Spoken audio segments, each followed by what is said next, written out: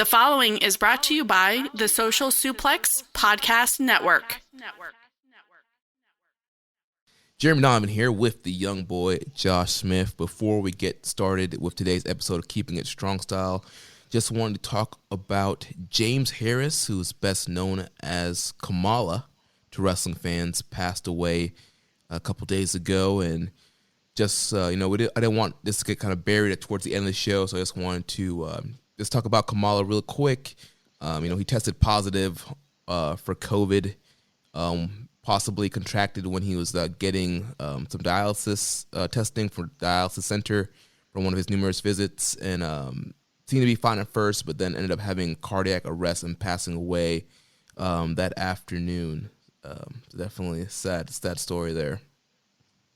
Yeah, really, disheartening to hear, about the passing of Kamala. I guess, over the past decade, there have been quite a few health concerns with him. I remember when heart disease and diabetes kind of became a big issue for him. And then, when the news broke that he was having to have, his legs amputated, that was something that was definitely concerning. There's been, over the past couple of years, actually, there's been some stuff on YouTube with him kind of speaking introspectively about his career and his experiences, things of that nature, and kind of seems pretty appropriate now given the timing of his passing. And it's really unfortunate. I for whatever reason, we have deaths in wrestling all the time, but I don't know, man. It sucks to hear that Kamala died, because to me, Kamala is this mythical kind of I don't want to say creature in a derogatory way, but no, but a monster. Right. He can't die. Right. It's just the aura of that character he was playing. There was very little people that got offense in on Kamala, or people that he would sell for, and he was just kind of almost at the time almost at that Undertaker level of it's just a kind of mythical, kind of it's a mystery. You don't really know about this guy. He's acting like a savage. He's out here slapping his belly and not speaking English. It was just something just totally different. Yeah, and Kamala leaves behind just an incredible legacy. I mean, a lot of really notable things in his career. His interactions with Andre are very storied, and to the point where they had issues with each other in wrestling matches, and he's one of the few guys that there's stories about Andre not wanting to cooperate with him and him not wanting to cooperate with Andre, and them getting into a shoot fight, and Kamala literally keeping a gun in his boots while they wrestled in case Andre tried to shoot, Yeah. But I mean, Kamala, like you said, was a commanding figure. He's kind of one of these guys that was from a bygone era of the territory system, where he was a star traveling attraction. I mean, literally, you go on the WWE network, you could probably find him in almost every single one of their different sections, whether it be superstars, or whether it be old school, or whether it be world class, or you go to Jim Crockett, you go to Hidden Gems. You're going to find stuff with Kamala all over the network, because he literally was all over the country, portraying the Ugandan headhunter, Kamala, Ugandan giant. Yeah, I'll always remember, as a little kid watching wrestling, seeing Kamala coming out and just, being like, what is up with this guy? There's something off with this guy, and just, all the matches, and, it's just his unique mannerisms and just how he interacted with other wrestlers. And I always remember, the matches with Undertaker, finally seeing somebody, take him off his feet, and just kind of how he was scared of the Undertaker, and just all that kind of cool stuff like that. So, yeah, I actually, he was kind of what most people would consider past his prime by the time the Undertaker match took place in '92. What is that, Survivor Series? I think so, yeah. Or maybe SummerSlam. I don't know. It's one of those. But they had the first ever coffin match, which was a precursor to the casket match. The difference here was you had to pin your opponent, and then once they were pinned, get them in the coffin, and then hammer it shut, which are kind of convoluted rules. But some of the best work of Kamala's career, just the facials and the selling, and it's one of those matches that it's very divisive, because a lot of people watch it and think the match actually sucks, but I watch it and I'm like, this is wrestling. just the character work and the aura of those two guys, and Kamala being afraid of the Undertaker and being afraid of the casket and everything. It's just I love that stuff. But you know, you look back and I mean the big thing with Kamala was like he's one of these giants, one of these monsters that would come into a territory and he would feud with the top guys. So I mean, no matter where you were at, whether it was like the Von Erichs in Texas, Jerry Lawler in freaking Memphis. Yeah. Huh? Yeah, in Memphis, yeah. Pretty much anywhere you go. He was in Puerto Rico, wrestled Carlos Colon. He was in Japan, wrestled for All Japan periodically. The highlight of his career is probably the stuff he did in the early to mid 80s. Actually, I think it's like 86-ish, maybe 87, when he feuded with Hogan over the WWF title. They've actually got a pretty memorable Boston Garden match on the network between the two of them. I remember seeing that a few years ago, and Hogan blades and bleeds pretty. I mean, I know he used to blade a lot, but it's a more memorable blade job. It's kind of why I remember the match. But yeah, man. I mean, Kamala was really great, and then even when he was in semi-retirement, there's a match that you can find online. Him and Bryan Danielson wrestling for the ROH title in like 06. So yeah. Yeah, I mean, Kamala, just a freaking legend. Oh, I love his stuff with Magnum TA from Jim Crockett. I remember being a little kid seeing that on VHS and just thinking like, dude, like how is Magnum TA going to beat Kamala? That's impossible. Right, and that was kind of like the gem of that territory system where you bring a monster into the territory, beat some guys up, you build them up to face your top guy beats him, and he moves on to the next territory. We really don't have that kind of system today until a character like Kamala really thrived in that territory system. They even I remember he was gone for a long time out of the WWE system, and they really didn't. He wasn't one of these guys that they brought back in periodically, but like the last couple appearances he did with them, they brought him back for a SmackDown to wrestle Orton during the Legend Killer phase, which was like pretty memorable. Yeah. And then they brought him back to wrestle Umaga in 06. Oh yeah, I remember Raw. That. Yeah. Yeah. So, thoughts and prayers go out to the friends and family of Kamala. He will be missed. What's up, everybody? This is Young Lion King Carl Fredericks, and you're listening to Keepin' It Strong Style. Yo, this is Rich Latta from One Nation Radio. This is brought to you by the Social Suplex Podcast Network. We present to you the Ace of Podcasts, Keepin' It Strong Style. Let's go. It's the Ace of Podcasts, Keepin' It Strong Style. Covering New Japan, they ready to hold it down. Jeremy Donovan and the young boy Josh. Come and hit a job out in Barrio the Frogs. From the Tokyo Dome over to the G1. Social Suplex is the network where we can get it done. I'ma chill and let them have it, cause this is just an intro. Keeping the strong style, 6 stars from the get-go, boy. Yeah, from Tampa Bay to the Tokyo Dome, this is Keeping It Strong Style with your hosts, Jeremy Donovan and the young boy Joshua Smith. And thank you for listening. Welcome to Keeping It Strong Style, the ace of podcasts on the Social Suplex Podcast Network. Jeremy Donovan here with the young boy Josh Smith. On today's show, we'll be discussing the first round of the New Japan Cup USA, the Never Six-Man Tournament, answering your questions and covering all the latest news in the world of New Japan Pro Wrestling. You can support our show by subscribing to the Social Suplex Podcast Network or to Keeping It Strong Style on the podcast app of your choice and leaving a rating and review. You can also get all the podcasts and columns over at socialsuplex.com.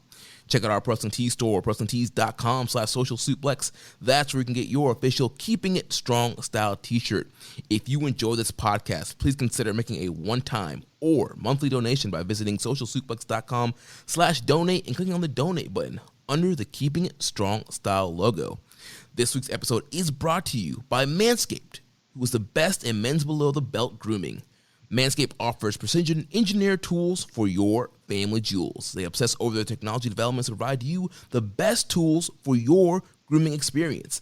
Get 20% off and free shipping with the code SUPLEX at manscaped.com. That's 20% off with free shipping at manscaped.com and use our promo code SUPLEX. Young boy, how you doing, man? I am doing fantastic. You are listening to Keeping It Strong Style. You know what that means? It means you are a bright, wonderful, intelligent, well-informed Puro head, because only the diehards listen to this show and only the well-informed. And that's what we're going to do tonight. We're going to inform you guys. We're going to give you our hot takes. We're going to push buttons. We're going to push boundaries. We're going to bury evil. We're going to do all that shit. Yeah, it's definitely going to be a very informative show. We have tons of matches to talk about, tons of news, tons of storylines. We don't talk about matches. We talk about moments on this show, sir. Oh my gosh. Yeah. Fuck a spreadsheet. Yeah, who needs good matches when you can have moments? Yeah, who needs to appeal to all of the ratings of the wrestling fans across the internet? Fuck that. It's about moments. We got plenty of moments to talk about from this past weekend, so we're gonna dive right into it. We had a lot of shows that we watched this past weekend, and we watched them all using the NJPW EXT, the only browser extension for NJPWWorld.com, with features like dark mode, improved translations and layouts, custom and shared playlists, synchronized viewing parties, and much, much more. It takes NJPW World to the next level. You can visit njpwext.us today for details, and make sure you follow Danny on Twitter. You never know when he's going to throw out a link for a viewing party. He had a viewing party on Friday for the New Japan Cup USA, the first round, which we're going to jump into right now. And so, yo, how about this, Danny? How about we do a Keepin' It Strong Style authorized viewing party one of these days? Just throwing it out there. Sounds good to me. Yeah, we can promote it, get all listeners in there, download the extensions, get on there, watching some good old New Japan. But we're gonna charge. We're gonna charge $50.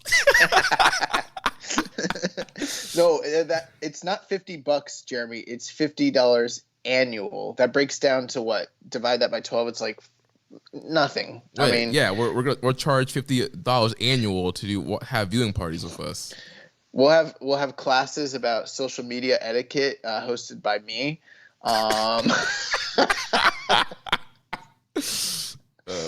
Oh man, one thing I wanted to ask you, we didn't even approach it with the whole thing with the Kamala. Is it wrong that we like him, given that it's such a racially stereotyped character, or we just let it kind of slide because it's like of the era? Yeah, it's one of those tricky things. I mean, it's definitely a gimmick that wouldn't fly today, but I just think it was kind of one of those things as a part of that era. And yes, it was a very racist, problematic gimmick, but at the same time, like you mentioned, he was pushed heavily pretty much in every territory he went in, featured strongly. He was considered a star. It was racist, but he got the bag. Exactly, so. Yeah. He got that payday. Nice, man. So let's talk about New Japan Cup USA, the first round. This was the debut episode of New Japan Strong, which is now a weekly show airing on New Japan World every Friday. And so we kicked off here. So it was in the Ocean View Pavilion Center here in California, and that's where they've been filming these NJPW Strong shows. And we had Alex Kozlov returning to New Japan on commentary. That's only because we got the call initially, but we didn't think it was socially responsible to get out to California. The timelines wouldn't have worked after like 2 weeks of quarantining. They needed us on short notice. So they went with their second choice and, went with Alex. But we were going to be in there. It was going to be 3-man booth, us and Kevin. And we had a question from Kevin from DC. He says, do you see potential in Alex Kozlov as a color commentator? I'm happy he's back in wrestling capacity if that's what he wants to do, but it seemed like he had nerves and his responses to Kevin Kelly's weren't always as quick as the likes of Gino or Rocky. I guess this is more of a wait-and-see situation, but I just wanted to get your opinions on the man's performance from New Japan Strong. And I've said this on the show many times in the past, I'm not really the commentary guy like other people, so as long as something's passable, I really don't care. I've got like a barometer. You're either really great and it's this small niche. Everything in between is just the same. Like whether it could be pretty bad or pretty good. It's all going to be pretty much the same. And then at the very bottom, it's like the shits. And that's where you put in like Lanny Poffo and something like that. Yeah, you know, Mike Adamle. Yeah. Unless you're really bad or really great, it's all pretty much the same to me. I didn't notice anything about Alex Kozlov. I thought he was fine. I don't really have any good critiques. I know that's not sexy to say that, but I saw people on both sides. I saw people online saying that they thought he did a really good job, and I saw people saying that they thought that he has room to improve. So I don't really know. Yeah, I mean, I think overall I like his commentary. I agree with Kevin DeSesame here. There were some spots where it did seem like he might have been a little bit nervous or not quite sure how to respond to Kevin's comments, or he might have been, laid low a little bit too long. But overall, for somebody, to my knowledge, I don't think Kozlov has any experience commentating, and if he does, it's probably on a smaller level.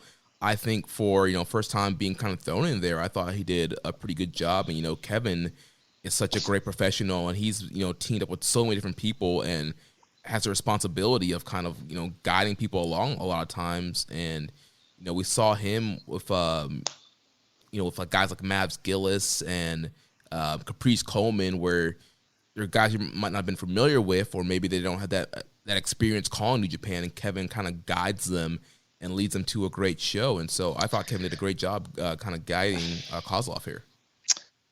I like Mavs. I know Mavs is listening too. What's up, Mavs? But I like Mavs Gillis.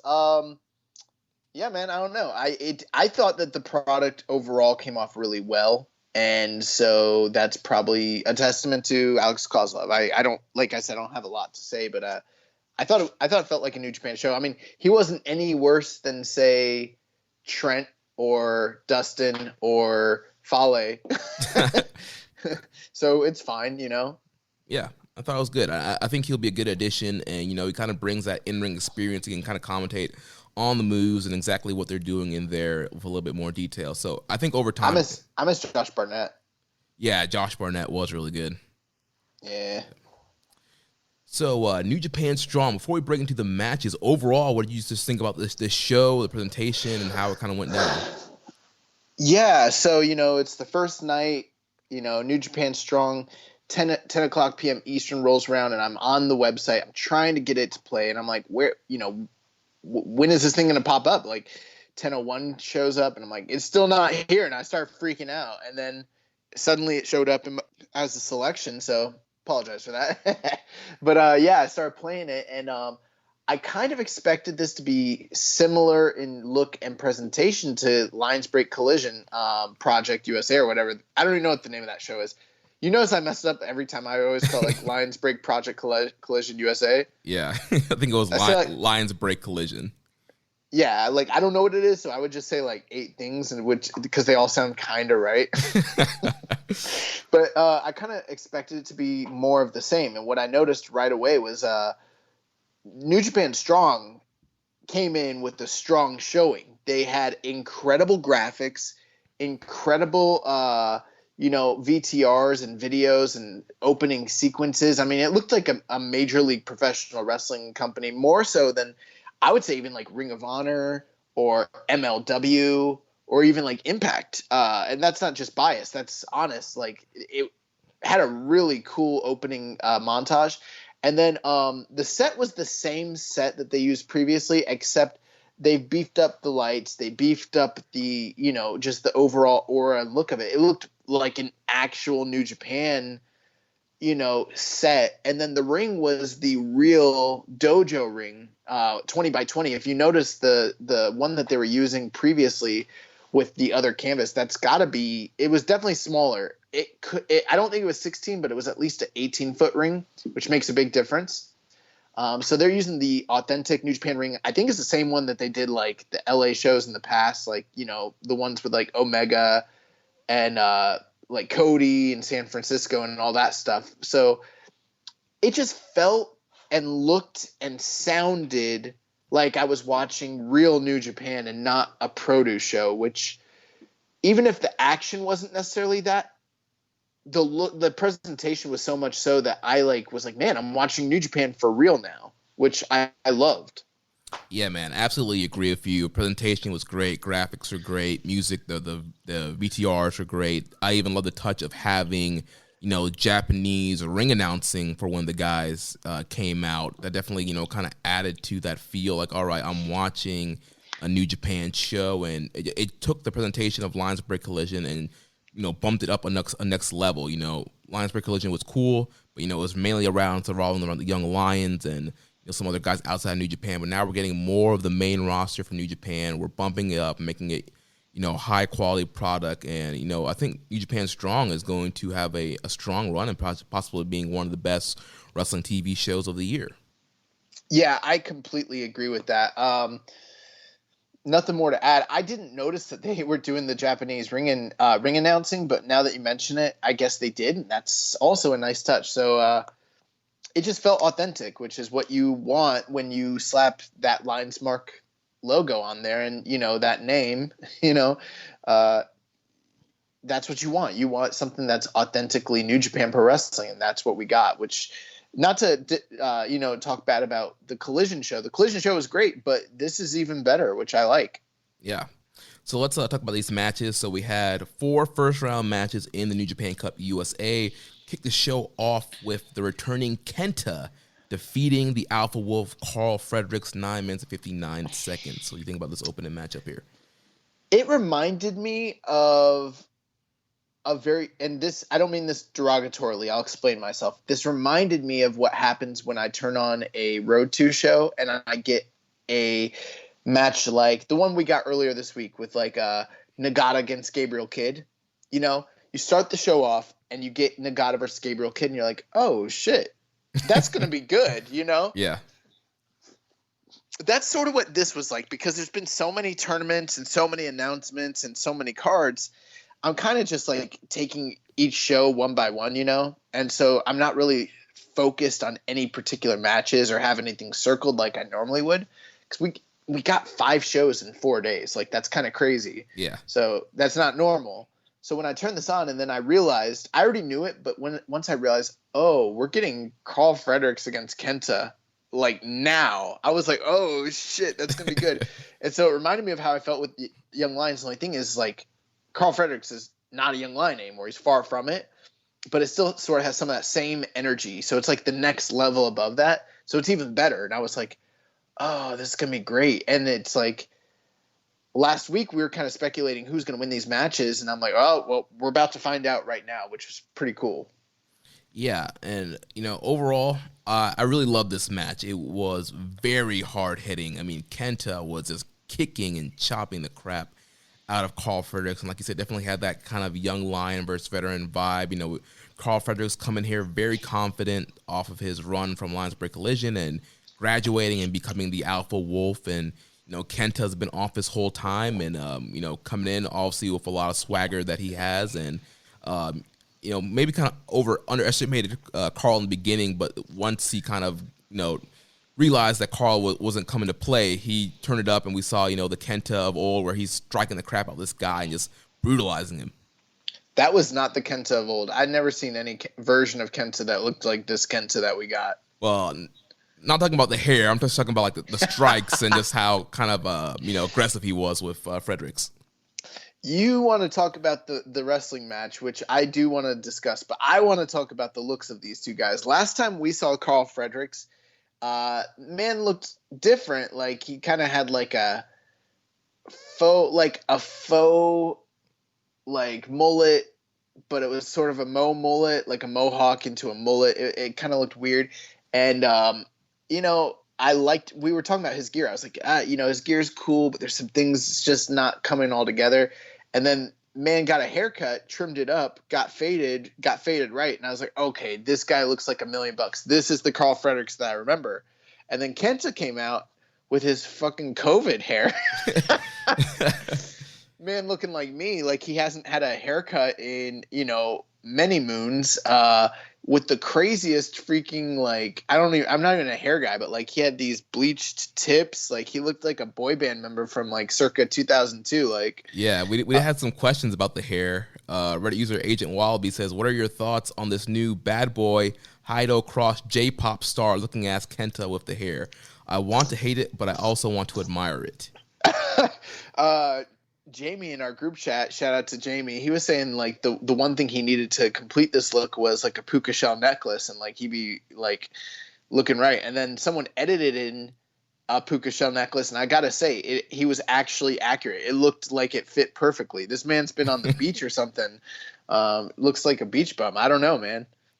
I never seen Kenta that look like this. Yeah, I don't know what to make of the hair either. I'm kind of in Agent Wallaby's kind of position where it's like, I like the, short, spiked up hair Kenta. I like that look, but I don't know. There's something about this look. He has that kind of, that attitude of kind of like, almost similar to Jado, the I don't care kind of attitude, and kind of wants booze. And so I kind of feel like it works for being a heel.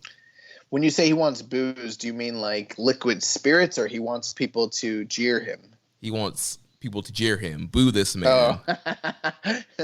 Because I was like, he's trying to get booze. He's in Florida. He's in luck. Like, there's a lot of places where he can do that. Yeah, I didn't think the hair looked good. This look would not fly in Triple H's pro wrestling. But anyways, so regardless of the look, this man came out, and it's kind of easy to forget just how like violent Kenta can be. And holy crap, did he lay into the strikes when it came to Carl Fredericks. I mean, those mid kicks and those chops were just so freaking vicious. And then there was one point he hit Fredericks with an incredible lariat, and the sell that Carl did where he flipped completely like 360 onto his like stomach bump. Like I loved it. I didn't think this match was a classic or anything of that nature, but it was one of the better matches. It was a great opener for the history of the show. I think it will actually be a historically important match, provided, Fredericks delivers on his career the way that it looks like they're, trying to set him up to do. But it was a good opener. It was a good, solid match. It was very hard hitting, very violent. Kenta, obviously beat Fredericks. I think last week I kind of was like, I wasn't sure which way they're going. So I was like, yeah, Frederick, fuck it. Like, let's just, let's put the title on Fredericks. Let's have him go through 3 killers back to back to back before he gets to fight John Moxley. So they decided that my booking decision was not the right way to go. They went with the tested and true Kenta, and yeah, man, it was good stuff. Yeah, I really enjoy this match. Like you mentioned, it's a great way to kick off this NJPW Strong series with a strong match like this. And yeah, it definitely brought that strong style to this show and giving it, backing that name up. So yeah, it was a great way to kick off the show. Yeah, I'm glad the name of the show is Strong. I know I made fun of it a few weeks ago. That's just another adjective, but like, I'm tired of like not knowing what the name of the show is and calling it Lionsgate Project Collision USA. Like, it's just Strong. Like, yo, Friday night you watch it Strong. I like that. So it's better than fucking Dynamite or Dark. Yeah. So yeah, you mentioned Kenta taking Fredericks out with that huge lariat, and then eventually he gets him up for the GTS to go to sleep. He puts the Alpha Wolf to sleep and gets a win and moves on to the next round. We did have a couple more questions about this match but we're gonna skip them and move on. No, I'm just playing. Reddit user Dun Diesel 86 says, I gotta say, I'm really digging Kenta's hair. It looks like he took the day off from surfing with Knock to beat up Carl Fredericks. I feel like a lot of people have him slated to win this cup. If he does, and by some miracle Mox is able to defend, what do you think a match between the two looks like? I think these two big names could draw some serious attention to Strong. Also, if you had to recommend any match of Kenta's before his run in NXT, which match would it be? Thanks for all the great content, fellas. Keep up the good work. Oh, wow. Yeah, so, I mean, I totally agree that there's sort of like a surfer aesthetic when it comes to Kenta. Yeah, 100%. As far as the other portion of what he was kind of discussing there, when you look at the layout, we talked last week about people we could potentially see win this tournament, and there's quite a few names where like, yes, no. He was definitely one of the heavy favorites. But when you kind of consider, hypothetically, if the winner of this tournament does eventually fight John Moxley specifically for the title, then there probably is no more marketable guy for him to fight in this tournament than Kenta. Is there anyone else that you think is a better on paper, a better money making match than Kenta Jon Moxley? No, I think that's the best match, and that's kind of why I predicted Kenta winning this whole thing. Because you look, especially if they're facing Jon Moxley, like, you got to make it worth, Moxley's time, and it's got to be a big, I know there's no audience, but a big, quote unquote drawing. We're drawing eyeballs for right now. A match that's going to generate buzz, and I think a Kenta Moxley match would do that. Yeah, and that's a big if. That's I don't think the match with Moxley is for sure a given. I listened to Rocky Romero on the Wrestling Observer Live this past week, and he had some interesting statements that I'd like to discuss later on in the show, but we'll talk about that a little bit later on in this review. But yeah, absolutely. I think he's one of the guys that makes the most sense if, in fact, that's what your aim is to set up a marketable match for Jon Moxley. He's the guy.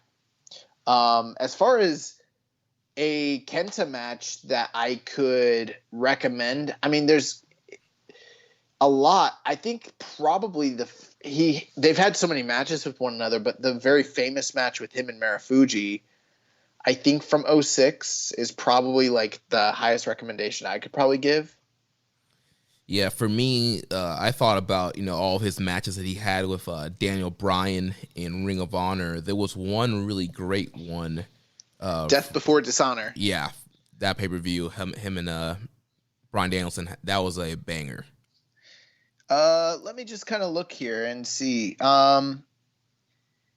Yeah, so actually both the matches that we recommended are from 2006. I'm looking at Cage Match, and the Danielson match is, Glory by Honor 5. That's the one you're mentioning. That's his highest rated match on Cage Match. No, actually, the Marufuji match is tied. They're both at 9.6, which are both very high ratings. This one's from Autumn Navigation Tour in 2006, Kenta versus Naomichi Marufuji. Yeah, both very, very, very highly rated. I mean, there's quite a few other ones, but like those are probably, if you're just going to go for super high-end stuff, those are the top two, I'd say. Yep. Yeah, check it out. And then last question here about this matchup. Kevin from DC, he says, I know Corona is affecting everyone differently, but that being said, when did Kento Miyahara sign for New Japan, sneak his way into the New Japan Cup USA tournament? I'm looking at you, Kenta. That flow is not working for me. That sound is not looking so spicy. Not looking too spicy. His look kind of, in a way, reminded me more of like Katsuhiko Nakajima than it did Marufuji. Or no, he said Miyahara. Miyahara, yeah. Yeah. Oh, well.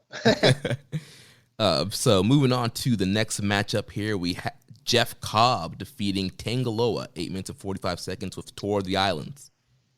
Yeah, I recently met Tangaloa a few weeks ago at an undisclosed wrestling event that I was a part of, and nice guy.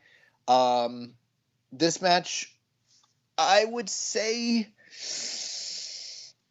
it was good. It was okay, but it didn't blow me away or anything of that nature. I thought it was. I don't know which one I liked the least, whether it was this one or the next match we're going to talk about with God, why am I forgetting? Chase Owens and Dave Finlay. But I would put both of them probably on the same level. They were not terrible, but they weren't great. They were just kind of there. And they're fine, I guess, for opening round matches. Yeah, I think we can kind of just lump them together because nothing really, impactful really happened in either of those matches. So the following match was David Finlay defeating Chase Owens, 9 minutes and 46 seconds. So you mentioned, to me, they were kind of, gentlemen 3 matches, just some really solid matches, nothing spectacular, nothing out of this world. Some things I will commend the guys on. I thought Chase Owens was in some of the best shape that I've seen him be in literally years. Maybe 3 or 4 years. He has lost a lot of weight, and we've been talking on the show for a while how he's such a great worker, but he's someone who needs to improve his look, and he's definitely taken steps to do that. Same thing. You know what? Same thing with Dave Finlay. Yeah, Dave Finlay looks great. Yeah. Same thing with Tangaloa. I don't know if I could say the same thing about Jeff Cobb, but I mean, Jeff Cobb is Jeff Cobb. So, I mean, it works for him one way or the other. But I thought everyone looked good. given the fact that all these guys were coming in off of not having wrestled literally in 4-5 months, I thought they all seemed to, put in pretty good showings, but the matches weren't anything like blow away. These were kind of just fine filler matches in the first round of the tournament. Yeah, I mean, I thought Tangaloa, he looked fine. We really don't see him that often in singles matches. So, obviously this was only an 8-minute match, and obviously this match was really designed to, get Cobb over and move him to the next round. So, yeah, I thought that was fine. And, we've, sang, Chase Owens' praises for a long time on this show, and I thought, he did have a lot of good kind of transitions and different holes that he was doing in that matchup. But overall, once again, nice little 9-minute match to get David Finlay over, and nothing too special there. So, two fine matches there. So let's move on. Well, at this point in the tournament, we've got Kenta slotted to go up against Jeff Cobb in the second round, and then we had Dave Finlay win leading into the final match of the night, which was Tama Tonga of the Bullet Club and GOD taking on Ring of Honor's Brody King. And is Brody King still a member of Villain Enterprises? I don't think he is, right? He's not. He released a video on Twitter a few weeks ago talking about, he's tired of being in the shadow, and, he's, I forget the verbiage he used, but pretty much kind of made it clear in a way that he wasn't, under anybody anymore, and he's just on his own. He's all for violence. I'm not tied to anybody that has done anything that's less than, savory or favorable. I would like to distance myself from certain parties in the future going forward for the betterment of my career. So I'm no longer part of any sort of affiliations or clubs or enterprises going forward. Essentially, that was kind of the gist of the video. But it was, kind nice. of in character, and pushing this new kind of violence gimmick that he's going to be doing when Ring of Honor returns. Well, this was definitely a matchup where. Can I take a little bit of a victory lap here? Go for it. I believe I said last week that I thought Tama Tonga is on the verge of potentially being ready for a push. I said that based on some comments and things of that nature that I'd heard on his podcast, Tama's Island. And it just seemed to me like he's the dark horse guy on the right side of the brackets. And when you look at everything, it's like, okay, Brody King. I think a lot of people had Brody King versus Kenta slotted as a final. And something in my heart of hearts and in my gut just told me that Tama's probably going to beat this guy. Now, I didn't quote unquote completely predict it, but last week I was like, Tama's got a really good shot at winning this thing. Did I not say that? Yeah. And I don't think it was, out of the question. I mean, Tama Tonga is a contracted New Japan guy, dojo guy, somebody that's been pushed heavily throughout the years in Bullet Club. And, we did have a question about this from EMJ does PR in Discord. He says, why bury Brody King? What was the point of bringing him in when they could have given that spot to someone from the dojo? I don't know that I consider this a burial at all. Yeah, I don't consider it a burial. Personally. Yeah, I mean, it's, bringing a guy in from Ring of Honor, Brody King. I mean, there was some buzz. When they announced Brody King's in this thing, there was a lot of people like, oh, Brody's in this. There's some buzz. You got some, hype behind that and bring him in. Like we mentioned, who are you going to put over? Are you going to put over the contracted guy, or are you going to put in, the outsider guy who potentially you're not sure how long or how often Brody King's going to be working in New Japan or these New Japan Strong shows?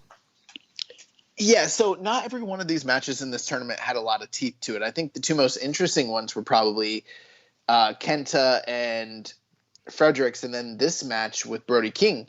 And there's a lot of things to kind of take into consideration. On the one hand, you've got Tama, who, like you mentioned, Jeremy, he's contracted.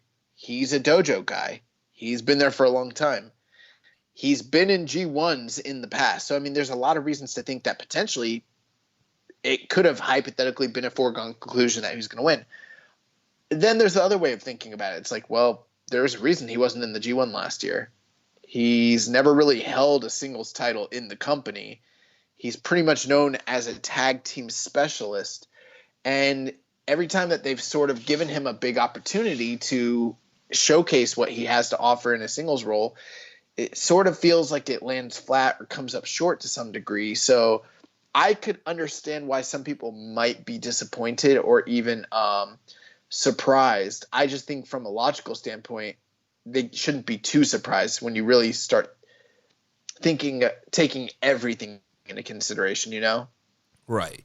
And again, I don't think it was a burial. I thought Brody looked good in the match. He did get a lot of offense in. He looked really strong throughout this match. Yeah, it might have been a burial if it was just a gun stun from the bell and kind of a squash match. But these guys had a little bit of time to work. Well, I think the perception amongst some fans that Tama Tonga is quote unquote a geek is the burial. The fact that he even lost to him, because for some fans they see these two guys in completely different stratospheres and lights.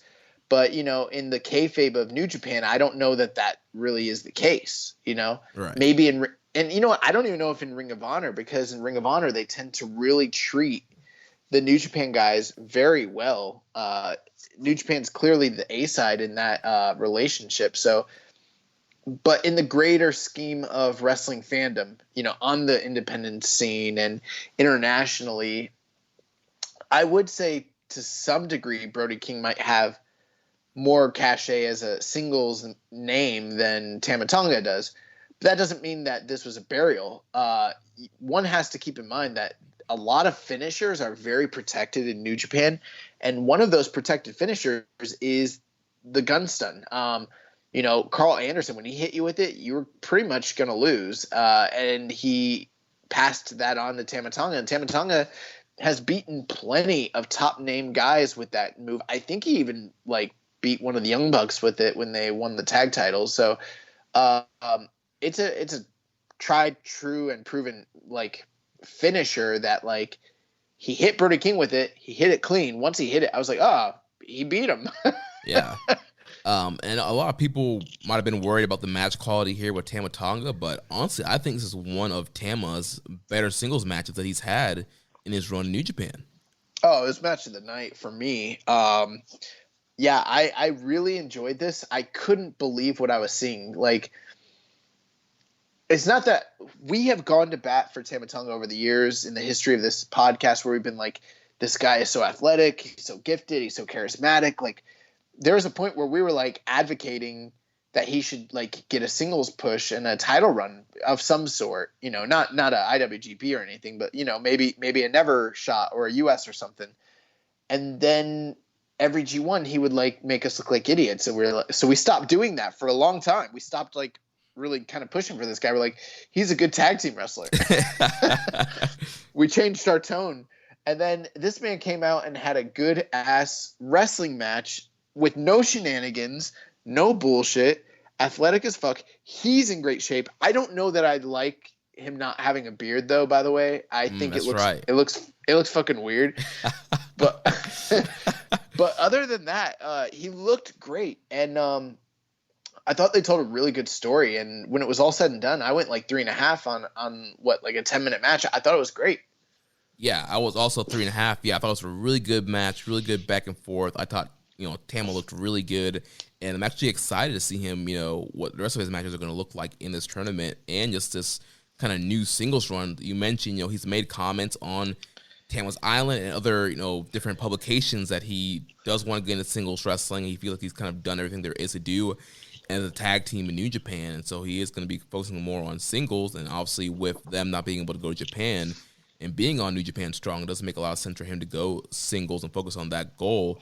And so, yeah, I'm looking forward to seeing what this kind of run looks like. Yeah, I thought it was good. Yeah, nothing much more to say there. But now that things are kind of evening out, let's very briefly just kind of discuss. You got Cobb and Kent on one side, and then you got Finley and Tama on the other side. And if you were just going based off favorites, based off of their trajectory and their status in New Japan, a Kenta versus Tama Tonga all Bullet Club final doesn't really seem to be too far outside of the realm of possibilities here. Yeah, honestly, when I look at these two matches, that seems like what's going to happen. I don't know that it's going to happen. I mean, you could always – there's a lot of things you could do. I don't know that I push Cobb over Kenta at this point. You could, but I think the Kenta is more of a lock, and he's probably still the favorite guy to win, and probably for me too. Right, and I think the thing too we have to remember with Kenta, he just, the last time we saw him, he was in the main event getting a double title shot. So he's up there. Yeah, and he did really well in the G1 last year, and he had the big money feud with Shibata, and then not only that, he had a giant Never title run for a little bit there as well. So I mean, in his short time in New Japan, he's done quite a bit. Plus, just being the legend that he is, it makes the most sense. On the opposite side of things, it's like, okay, you got Tama, and then you got your boy Dave Finlay. It's like Finlay's a guy that they've never really gone with in a singles role. And I feel like if he wins, he's only winning to lose to Kenta personally. Or to maybe set up some sort of thing for maybe Finjuice down the road, even though I know, what's his face is injured, but that's one angle you could take. Plus, I don't know how long these guys are going to stay in the States, so you kind of have to think about long-term storytelling beyond just the tournament. Like what kind of angles and feuds might they be trying to set up, similar to like what they did on the Collision show. So maybe there's some of that element there. But I wouldn't be opposed to the idea of an All Bullet Club finale, just because there's so much speculation about a potential civil war down the road with what's going on with Evil and what's going on potentially with Jay White, and Kenta's definitely in that mix. And what if this is some sort of U.S. precursor or even extension of what might be happening down the road with Bullet Club? And I know I'm not usually a big fan of like the fantasy booking or stuff like that, but this one's kind of like right in front of your face. Right. It's definitely a very intriguing story. Tama, he's a Bullet Club OG, and Kenta is somebody they just added within the last year, and right. You really don't know kind of where they're, how well they really work together. We hear on Tama's Island, he talked about the Bullet Club formation and just kind of, people's roles in Bullet Club, and Tama was supposed to kind of take that Carl Anderson role of kind of being the second in command under Kenny, and that quite didn't happen. And then Jay White took over, and I really don't feel like Tama kind of assumed that second in command role, even with Jay White. And then with Kenta coming in, I feel like Kenta kind of shot to the top and kind of went into that second in command role. So I'm wondering if there's some kind of heat there, or, just a different, mentality between both of these guys. Honestly, if you want my opinion, if anybody's like quote unquote second in command, it's maybe Fale. Yeah. But the Bullet Club, we've talked about it over the years, the changes it's gone through. But the one thing I think is that there is not really the structure that they had like ever since Kenny Omega left. There really is not that sort of thing. And that's one of the when they first did the Civil War 2 years ago, and Tama was kind of talking about like, there is no leader. We're all equal. There never was a leader. The Bullet Club has no leaders, which clearly was never the case. Like, they clearly had leaders and generals, things of that nature. And then a few months later, he's like, oh, Jay White is the leader. And I know it's just kind of goofy stuff, but I remember thinking like, man, Tama, you think you're far up in this group, but like, you don't even know who the leaders are or not. Like, you just went back. Like, it's like, back and forth. So I would like to see him take a more prominent role. My question is, which one just the idea hypothetically that there's an Evil Jay White power struggle. Where do these two guys fall along those lines? There's a part of me that kind of feels like, well, Kenta's Japanese, so he should be with the Japanese guys. But I actually don't think that's the case based on some comments that we've seen from Tama online with Twitter and then also on his podcast, where he seems to be welcoming to the idea of Evil being in the group and kind of, taking the helm while COVID is going on. And we haven't really heard anything from Kenta in that regard, or even really Jay White. And anything we have heard is kind of cryptic and against, Evil. So I'm sort of thinking that might be the indication of their potential allegiances. And they might not do this at all, but I think it would be a really interesting thing to do if you go with those two guys. Yeah, and it'd be interesting to see how the match goes down. You know, a lot of times when we see Bullet Club versus Bullet Club guys, there tends to be one guy who's more of the cheater, while another guy's, you know, trying to play a little bit more clean and try to have a fair matchup between, you know, his stablemate. So it'll be interesting to see the dynamic of just how even the match structure is between these two guys. The other thing, too, that you see is they come in and they're buddy-buddy and they try to two-sweet each other and they try to agree that one of them is going to pin the other one and then just kind of go from there, and then a lot of shenanigans. And I feel like for a tournament final, they wouldn't do that. Like, it would be a very serious affair and it would be hard-hitting. So I also think for whatever reason, it feels to me like Kenta's the big heel in this tournament, and I feel like Tama Tonga with the shaved face would be the baby face. Right. As weird as that sounds. Yeah. I kind of like. I'm still holding out hope. I think Tama might be the dark horse in this one, but you know, I think most people have Kenta favored. One last thing on this before we move on. So this past week on Wrestling Observer Live, Rocky Romero's on the show talking about Strong, and he was saying, like, going forward, and we kind of knew this, but he just kind of reconfirmed that Strong is a weekly show. It's going to be like the spiritual successor to the Access show, and they're going to continue to just do more and more footage even after the tournament's over. But when they asked about Jon Moxley, he didn't say specifically that they're for sure, like, that the winner of this tournament is going to fight Jon Moxley specifically. He didn't commit to that, but he kind of alluded to it, you know? Yeah. And it's been interesting on the show. They are not showing any footage of Jon Moxley with the U.S. title. They're not saying his name. They're just like, the winner's getting a future shot at the champion. And like, we don't know who the champion is. Right. Well, in now. some of the promos that the guys have done leading into this, they all mentioned facing Moxley. But yeah, on the actual show, they really haven't mentioned him. But one thing that Rocky said that makes me believe that they might be actually waiting until the travel ban is lifted and people can go to Japan to do a match with John, because I think that honestly, that's the only way that they're either going to strip him or they're going to do a match in Japan, one or the other.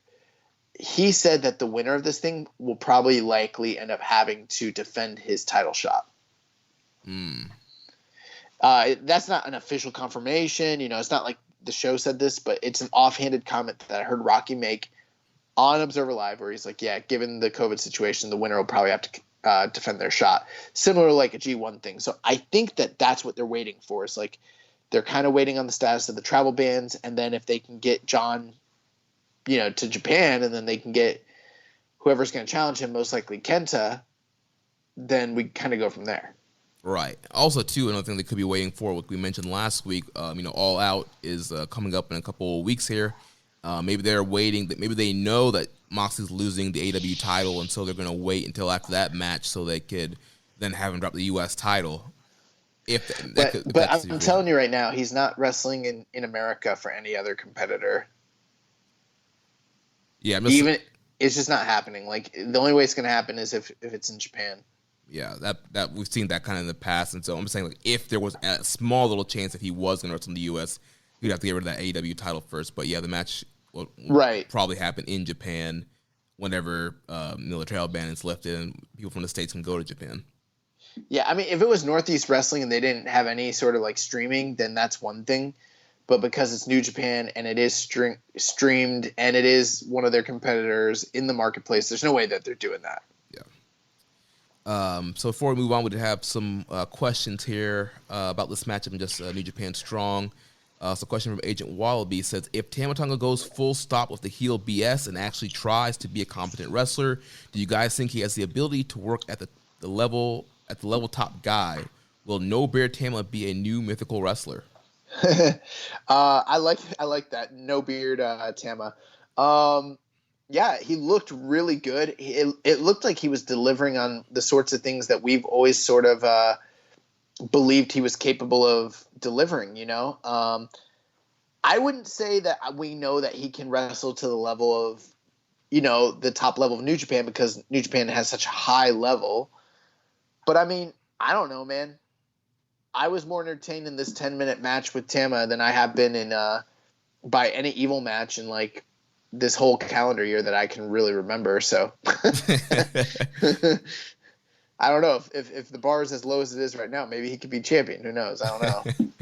Yeah, I mean, I think there's still more to be seen. I definitely think also the U.S. title would be a great place for him to start. I think maybe even eventually, if the double title split in the future, an IC run could be kind of good. So I definitely think there's definitely room to grow and just see kind of where he goes from here.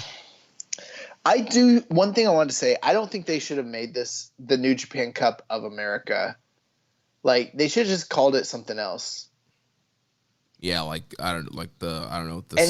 Literally anything else. It could have been anything. Just not like, I'm not a big fan of them doing the same tournament in America, but just calling it of America. Like, Yeah. Like, if you're gonna do a tournament, do like just a new tournament with a new name.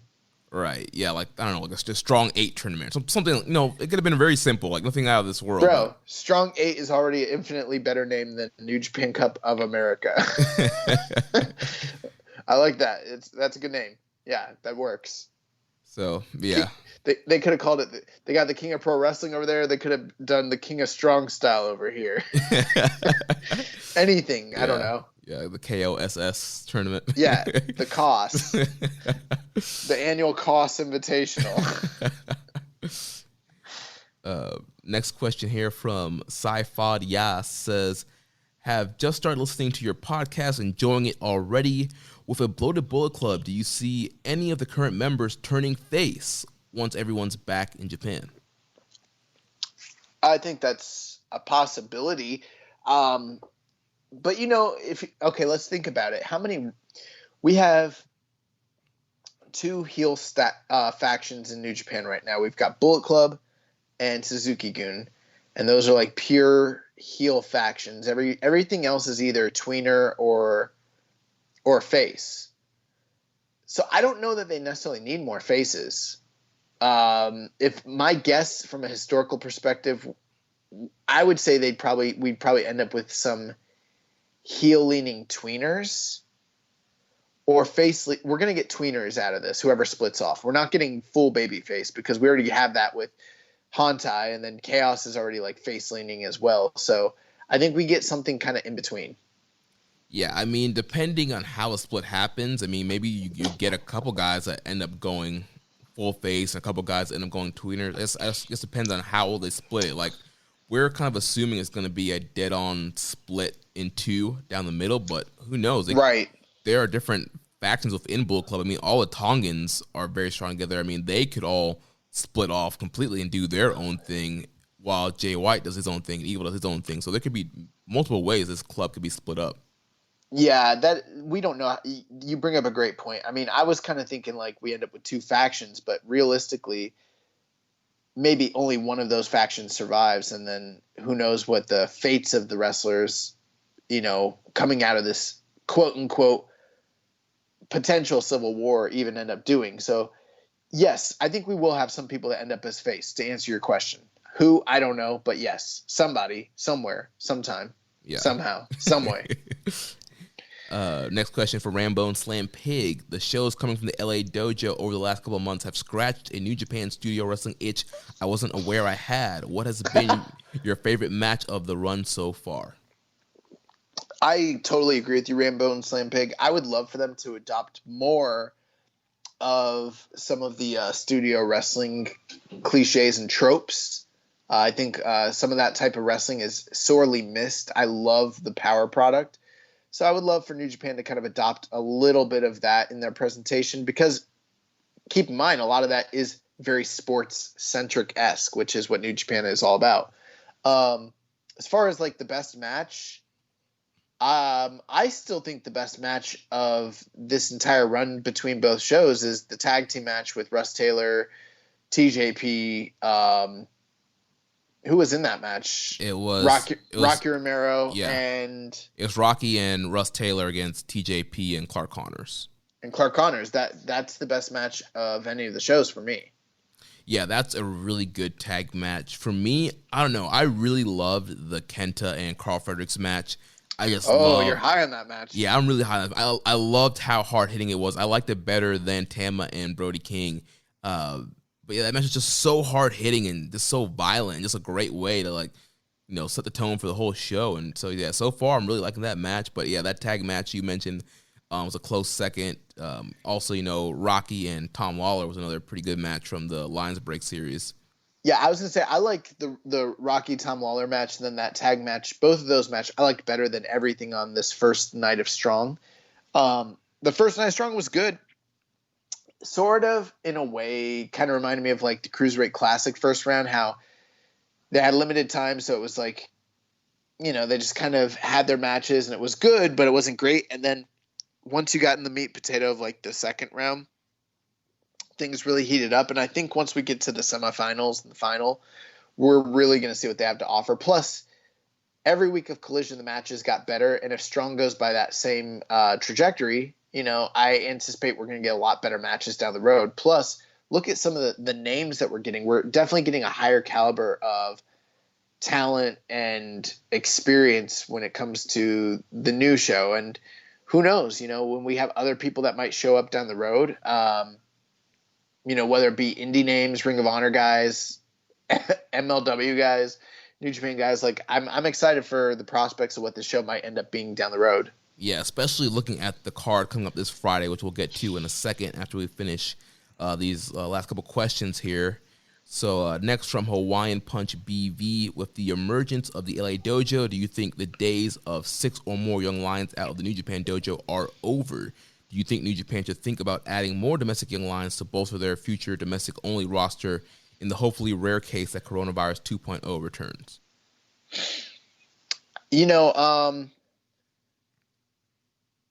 I don't really know a clear answer to that. I think the reality is that New Japan is trying to expand, and I think they're going to have multiple young lions in multiple schools across the world. Keep in mind, they also have the New Zealand show with School with Fale. So I think it really just depends on how many people they want to bring in to the school that can live up to the very harsh and regimented standards that they have.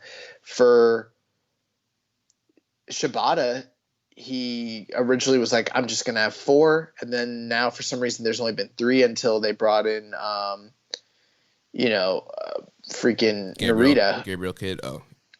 Oh, yeah, Kidd and Narita, which, by the way, we don't even know what's going on with Narita. We haven't even seen him on any of these shows, which I think is a little, kind of weird and suspect. But yeah.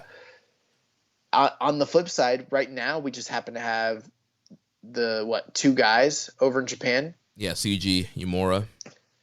And right now, I don't think that because of what's going on with COVID that they can really expand. But I wouldn't be surprised if in a year or two we have another 4 guys in that roster. Right, and like you mentioned, that dojo process, getting into the dojo, is a very hard process. You just don't walk up and say, "Hey, I want to be in this," and you get in. And I think too, we have to remember that there's a period of time where the young lions, we don't even know if there are people training in the New Japan Dojo. There could be young lions training right now that we just haven't seen yet.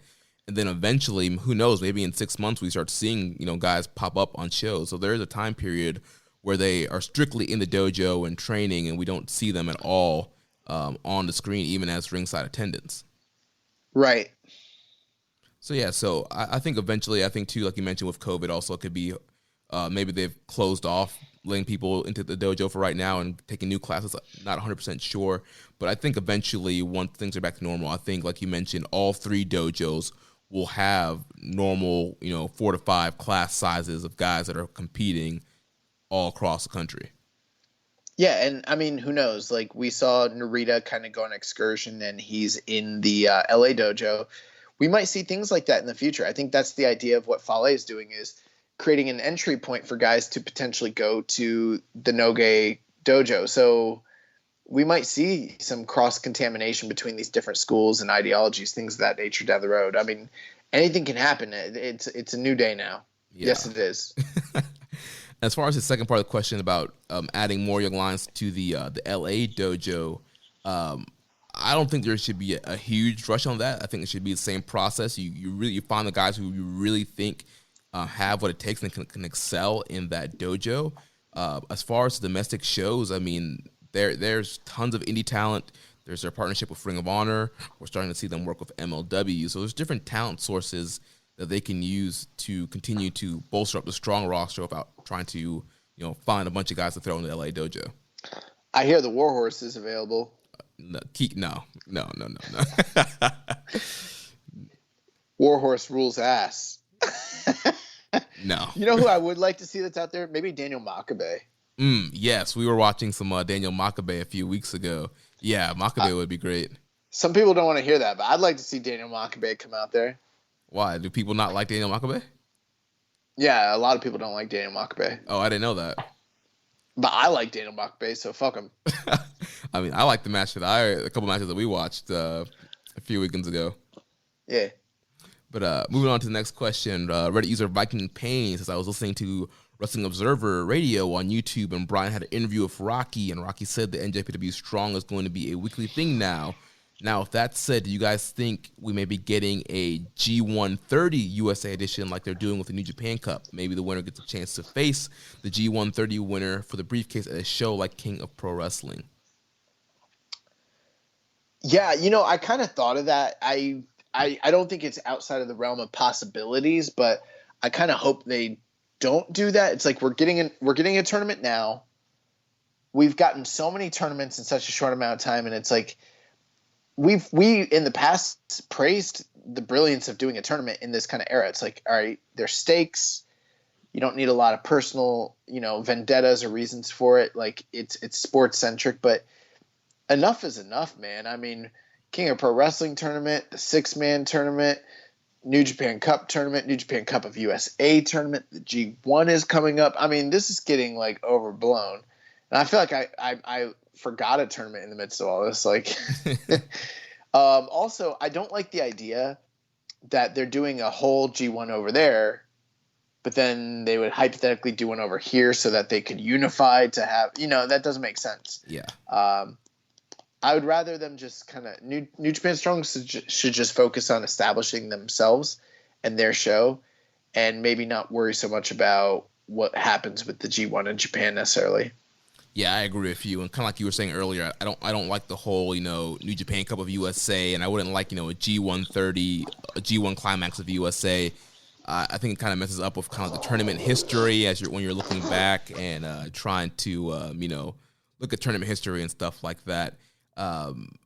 Yeah, I don't think they should do a G130 tournament in the USA. Maybe you have some kind of singles tournament where somebody's like, all right, or somebody builds up momentum and they're like, all right, I've had all these wins. I would have won if I was in Japan. I should face the G1 winner, and maybe whenever they can go to Japan, you have that person face the G1 winner, and they can kind of face off and see who would have really won, kind of thing. I wouldn't even focus on that. Like, if you're good, try to get a title shot, period. There's a few ways you can get title shots in New Japan. One of them is to win a tournament or whatever, but the better way, the way I like to do it, you just walk out after they're done with the match and you point to a sign and you say, I'll see you at WrestleMania. No, that's the wrong company.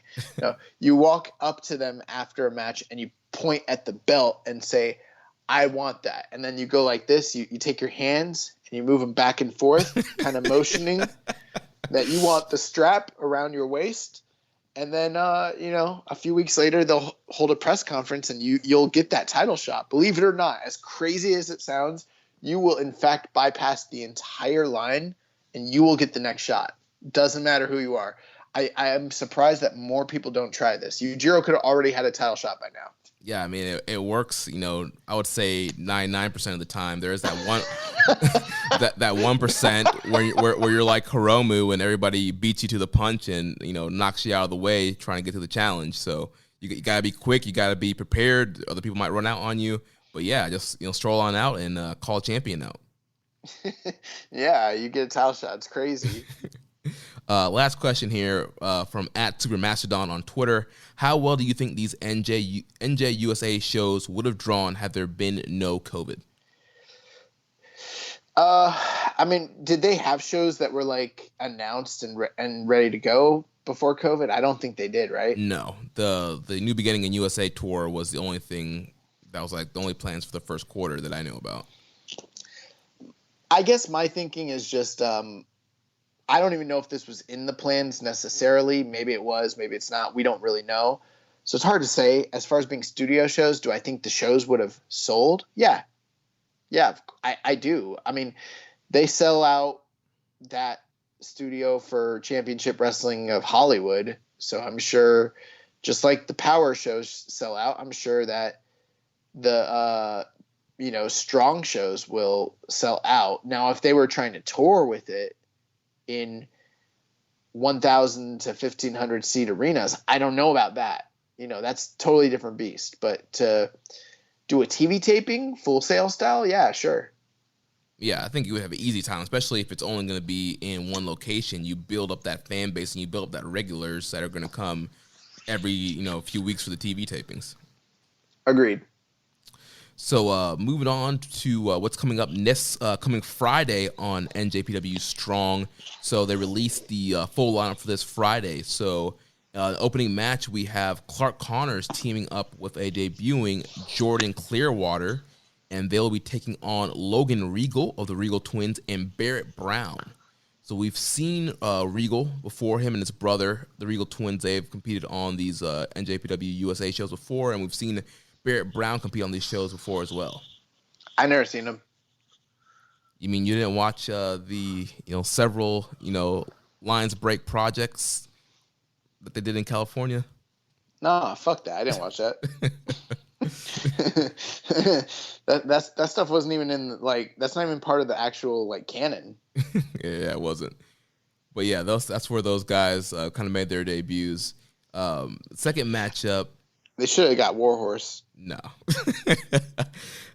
Second matchup, very interesting here. We have the New Japan return of ACH, and he's going to be teaming up with the great He's going to be teaming up with the great TJP and Alex Zane, who we saw Alex Zane make his New Japan debut during this year's New Beginning and USA tour. We saw him here in Tampa. And they'll be taking on the team of PJ Black from Ring of Honor, making his New Japan debut. He's teaming up with Mysterioso and teaming up with Blake Christian, making his New Japan debut. Blake Christian, top independent star. You might have seen him in GCW. Him and Alex Zane often wrestle each other a lot and have great matches together. He's a great high flyer. So we have a great high-flying six-man junior matchup here. Yeah, it's going to be a crazy matchup. I was going to say, that's a lot of GCW energy in this matchup for sure. Glad to see that the heat has died down around ACH and they're ready to bring him back in without, this man was talking about social inequality and racial justice and everything like that. And people are like, shut up, ACH, you're taking it too hard. And then suddenly the whole country goes into uproar over the exact same sort of things that he was talking about. Right. earlier in the year. But no, he's just an angry black man, right? Right. But I'm glad that they brought him back. It's been a few years. He's one of the guys that when we saw him on the Largo Loop, we'd always talk about how, we wished he was back in New Japan. Well, he kind of is now. So who knows? Maybe Matt Sydal will come back soon. I don't know. He's going to be in the Pure tournament that's coming up for Ring of Honor. Who is Sydal is? Yeah. Oh, nice. Well, I would still like to see him return to New Japan in some respect, even if it's just in the States. But yeah. Yeah, I would love to see Sydal back. And yeah, I'm super happy that ACH is back and really looking forward to seeing what he can do. I know he wrestled Joey Janela recently on GCW show. I did not get a chance to check that out, but I heard some good stuff from that. So yeah, looking forward to getting him back in the fold. And this should be a very fun six-man tag match. This is Rich Lattice Pro Wrestling written all over it. Should expect a lot of high-flying and kind of crazy moves from this match. Nice. And then, like we mentioned, we have the two other tournament matches. We have David Finlay taking on Tama Tonga in the semi-main, and then the main event will be Kenta facing off against Jeff Cobb. So that's the lineup for NJPW Strong this Friday. Also, a note on Alex Coughlin. He suffered a neck injury and will not be competing on further coming NJPW Strong shows.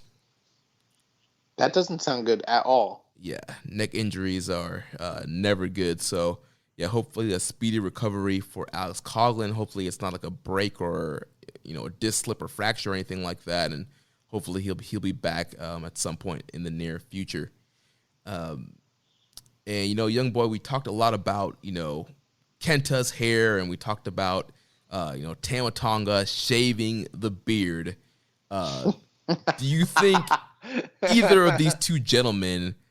Well, clearly Kenta hasn't been doing any shaving at all, but Tama Tonga shaved the beard. Do you think he used a lawnmower 3.0 to shave the beard? Well, I know that just like our show, Tama's Island is also sponsored by Manscaped. So I am very positive that he has also experienced the greatness of the lawnmower 3.0 as evidenced by his new, more groomed look. Kent, on the other hand, bro, if you see a man's hair, and it's crazy like that, there's a good chance that there's some other aspects of his life that are just as crazy. And I can't say for sure, but I just got a strong inclination that man is not grooming, if you know what I'm saying. Yeah, I think, Tama needs to pull this man aside and be like, yo, Kenta, you need to use this lawnmower 3.0. Except Tama, don't tell him to use your code. He needs to use our code, Suplex, at manscaped.com to get his 20% off and free shipping. The Manscaped team has spent 18 months perfecting the greatest ball hair trimmer ever created. That's right, that lawnmower 3.0 that we've been talking about every week. It's a third-generation trimmer which features a cutting-edge ceramic blade that reduces manscaping accidents. So manscaping accidents are finally a thing of the past. Absolutely. And it has, we talked about it every week, the cool LED light feature that illuminates grooming areas for closer and more precise trimming. Also, they upgraded the motor there, 7,000 RPM quiet stroke technology. So if you're listening to us right now, we want you to experience the Lawnmower 3.0 and all the other great products from Manscaped.com. So go to Manscaped.com, put in the promo code SUPLEX. You get 20% off and free shipping, and you can be looking fresh and clean like the bad boy Tama Tonga. Yeah, let me tell you guys, if you miss out on taking advantage of this offer, you're dead to us. No, but in all seriousness, like the products that are innovated and offered through Manscaped are just top of the line, like next level. And, it's one of those things where I didn't know I needed it until I used it. And then once I had it, I couldn't imagine, continuing without it. And so it's one of those things where, trust me, guys, let us hook you up with the free shipping and the 20% off, and do yourself a favor and place an order, and you won't regret it. Nice. So now we're going to move on to Summer Struggle Tour and talk about the Never Open 6-man tournament. I don't know if you've seen this. Summer Struggle. What an apt name for these 4 shows. It's a great name for this tour, but I've renamed it Blue Justice's Summer Slap Fest. I was going to call it the Summer Slog because it was so hard to get through. But yeah, your name's good too. Yeah, because Yuji Nagata's been all over this tour, slapping up Suzuki, slapping up Young Lions in tag matches. Yuji Nagata's just been killing it on this tour. So, yeah, bro, Blue Justice still fucks. So one note before we get started with these shows, Hiroshi Tanahashi had appeared on a television show on August 1st, where another person on the show later tested positive for COVID-19. Tanahashi was never in close proximity with the person who tested positive. He went under 3 different types of COVID testing and passed all 3 tests, so he was cleared to compete on these 4 shows for the Trios tournament. Nice. I'm glad to hear the Ace is in good health. And so as we go through these 4 Summer Struggle shows, I think for the non-tournament matches, we should just kind of breeze through and go through the results unless there's some kind of story element, and then we can get to the tournament matches. Yeah, and in full disclosure, I know you watched these entire shows. I watched all the tournament matches. I watched a majority of the first show, but it got to a point where, like, with my life, things just been kind of crazy. This weekend was nuts, 5 shows, 4 days.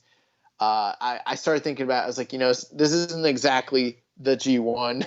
This isn't exactly a grade 1 climax. So I did, in full disclosure, kind of just breeze through a lot of these undercard matches, although I did stick around to make sure that I caught a lot of the story elements and listened to the backstage comments, because there are quite a few different stories that are, brewing on this undercard for sure. Yeah, and I think that's one thing they did great for this whole stretch here of these 4 shows. There was a lot of promos and angles and a lot of stuff advancing rivalries, building to Jingu, and a lot of great stuff coming out of the Never 6-man tournament. So these are one of these shows, like, if you don't have time, I get you skipping through matches, but if you're watching all these shows, they did offer something a little bit different and did advance stories all throughout the shows.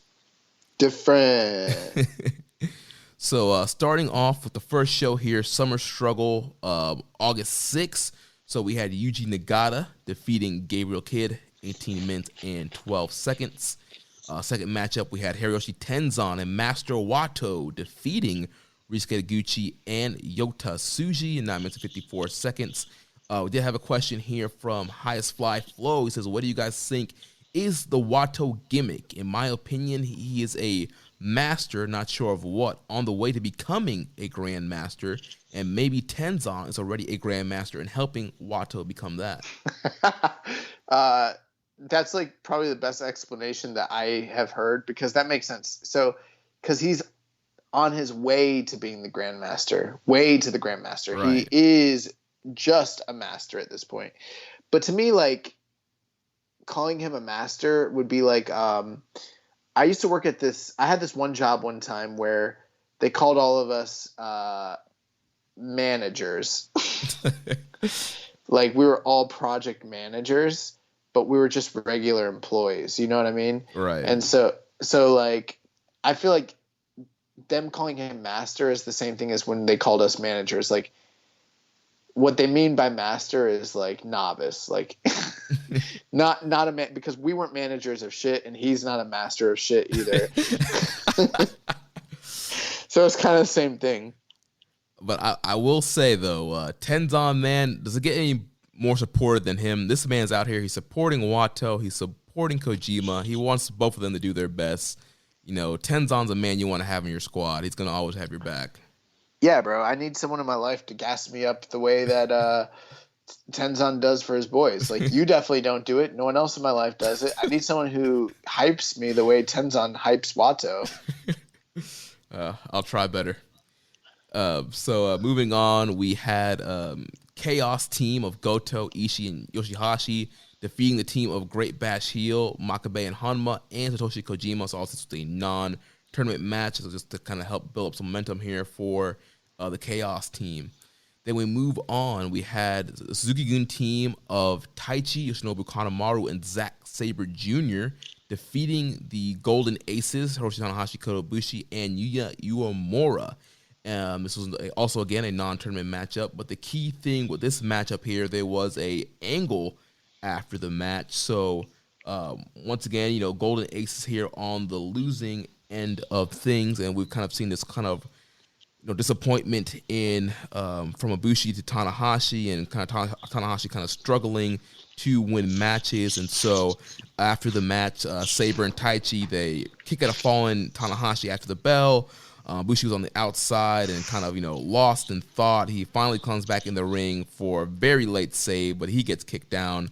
Then Taichi and Sabre hold Tanahashi up and dare Ibushi to kick him.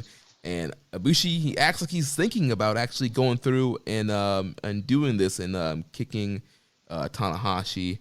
But he waited too long, and then Sabre and Taichi threw him out of the ring. Then Ibushi walked to the back on his own while Tanahashi was helped to the back. So yeah, this was one of the more surprising aspects of what's going on in the storylines. So, I mean, like you mentioned, they're definitely playing up the idea that Tanahashi's kind of washed, he's kind of shot.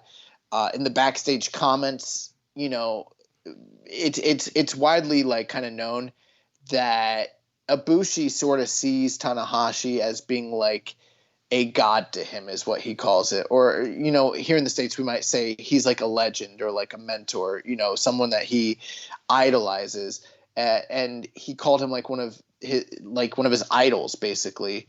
And Tanahashi hasn't really been living up to that recently, ever since they lost the tag titles. And he's been struggling with his knees, his movements, making tags, getting beat up in matches, kind of dropping the ball. And there's been mounting frustration for Ibushi. I was surprised at this moment in the match where the Dangerous Techers sort of offered, the night before they started like alluding to the idea of Ibushi like joining them, and then they like offered a chance for him to like hit the Kamigoye on Tanahashi, and like it did appear like he was thinking or considering it. Yeah. Which I don't know how what did you feel about this? Because I wasn't sure that I liked it really. Yeah, it was definitely I don't know. It was weird, but weird in a good way. I mean, they're definitely telling an interesting story here. Tanahashi, like you mentioned, is Ibushi's role model. Somebody looks up to. He calls him a god. It's always wanted to be like Tanahashi, and it's kind of been, him teaming up with Tanahashi has been like a dream come true, and he's really, for the most part, enjoyed teaming with Tanahashi and then winning the titles.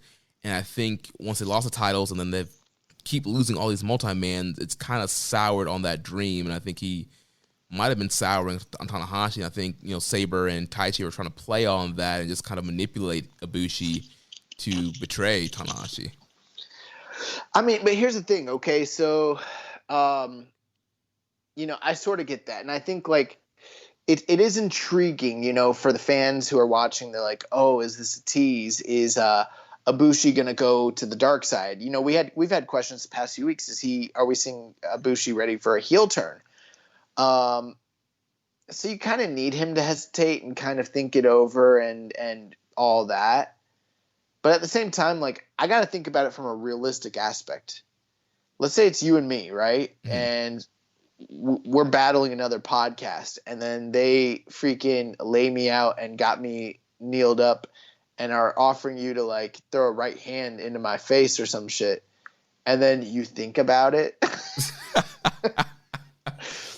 Whether you do that or not, I'm just going to let you know, we're not going to be here doing Keeping It Strong Style the next week. Like, we're just not. Bro, like, if you're going to roll with me, like, you can't be thinking about throwing Kamigoyes in my face. You can't even be considering it. Right. The moment that he hesitated and thought about it, I was like, oh, fuck no, bro. Like, we're done. Dunzo. Like, but, in the back, Tanahashi was like, they did cut some funny promos. Like, they shot it so that it was like Ibushi's facing the camera, and then in the background, staring at him is like Tanahashi crying. And Tanahashi's like, please, I'll be better. I'll do better tomorrow. I'm going to improve. And like Ibushi doesn't even want to look back. He's just like looking, like he just walks off shaking his head. And I was like, this little bitch, bro, this man's crying and pouring his heart and soul out to you, walk off like that. I said something to Rich about this, and he was like, he probably wished he was teaming with his old partner.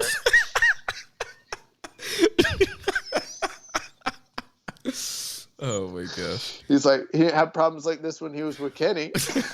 Well, clearly they've had their own issues. But yeah, I think it works because Tanahashi is so heartbroken and feel like he's letting Ibushi down. I feel like if they were kind of on the same level and maybe they had kind of been going back and forth maybe on the wins and losses, I think maybe it had been a little more questionable. But I think his story works how it's going right now. Yeah. So moving on to the next match, we had the first matchup in the Never Openweight 6-man tag team title tournament. We had the Chaos team of Kazuchika Okada, Sho, and Toru Yano defeating the Bullet Club team of Gedo, Jado, and Yujiro Takahashi. So I'm tired of seeing Okada wrestle any version of Yujiro or Gedo or Jado, and so I didn't like this match. I don't like this feud. I'm done. Yeah, I thought after Okada defeated Yujiro at Sengoku Lord, I thought that was going to be the end of it. We can move on, get something different for Okada to do. Even with the KOPW announcement, I thought it would be something to get him away from Yujiro, but it's something that's to bring him closer to Yujiro, and apparently we're just going to see these guys wrestle forever now. And like you, I did not like this match. Probably the worst match of the tournament, and I'm over seeing Jado and Gator wrestle. I'm over seeing Okada and Yujiro wrestle. Just kind of done with it. But unfortunately, Josh, we're not done, because after the Chaos team won this match, Okada got on the mic, he cut a promo, and he challenged Yujiro to a first-round match in the KOPW tournament, and he announced his stipulation. He said that he challenges him to a 3-on-1 handicap match with Gato and Jado. Yeah, I don't want to see it. And then later, my one question though is, when they talk about doing that, what are the stipulations? Are we talking Texas Tornado rules, or do they have to tag in? Is this an elimination match or nah? So that's really my only real. And then my other real question is, when will it end? When will this end? I don't want to watch them anymore. When will this end? Hopefully this KOPW match will be the blow off. There's also a backstage promo. We all right, listen. Before we even get to it, I'm just going to say this is called the King KOJW, King of Jag Wrestling, because this tournament is a bunch of Jags. Fuck a King of Pro Wrestling, bro. So we had Yujiro. He, in a backstage promo, said what his stipulation was going to be, and he wants a lumberjack match where all the lumberjacks will have belts, and when somebody's thrown outside, the lumberjacks are going to whip either Okada or Yujiro when they fall outside the ring. Yeah, and they've started to sort of play into this, showing Geto using his belt to whip people, and that's kind of becoming a major centerpiece of the story. So surprisingly, I'm actually more in favor of Yujiro's stipulation than I am of Okada's, but I would prefer for them to just not wrestle. Same here. Then the main event was the other first-round matchup in the tournament. We had Los Ingobernables de Japón, Bushi, Sanada, and Shingo Takagi defeat the Suzuki Gun team of Doki, El Desperado, and Minoru Suzuki. So this is a really great match. This was match of the night. And yeah, I liked this match quite a bit. I thought it was a good first round match for the 6-man tag team title tournament. And yeah, it was awesome. Just especially, obviously, but especially the interactions that we got between Shingo Takagi and the King Minoru Suzuki. Yeah, Suzuki and Shingo, man, they were laying into each other, and yeah, they had a lot of great back and forth, a lot of great sequences. I actually liked a lot of the sequences between Doki and Sanada as well towards the closing stretch of the match. I thought they worked really well together. Bro, that's because Doki's good. Yeah, I gave Doki a hard time, last year when he was in Best of Super Juniors, and I wasn't a fan of Doki, but man, I'm slowly, turning around on Doki, and he's been, pretty impressive since New Japan's return to action. It's one of those things, man. We are now picking up on the fact that Doki is good, and now because we watch every show, we know this to be a fact. We have empirical evidence. He's good.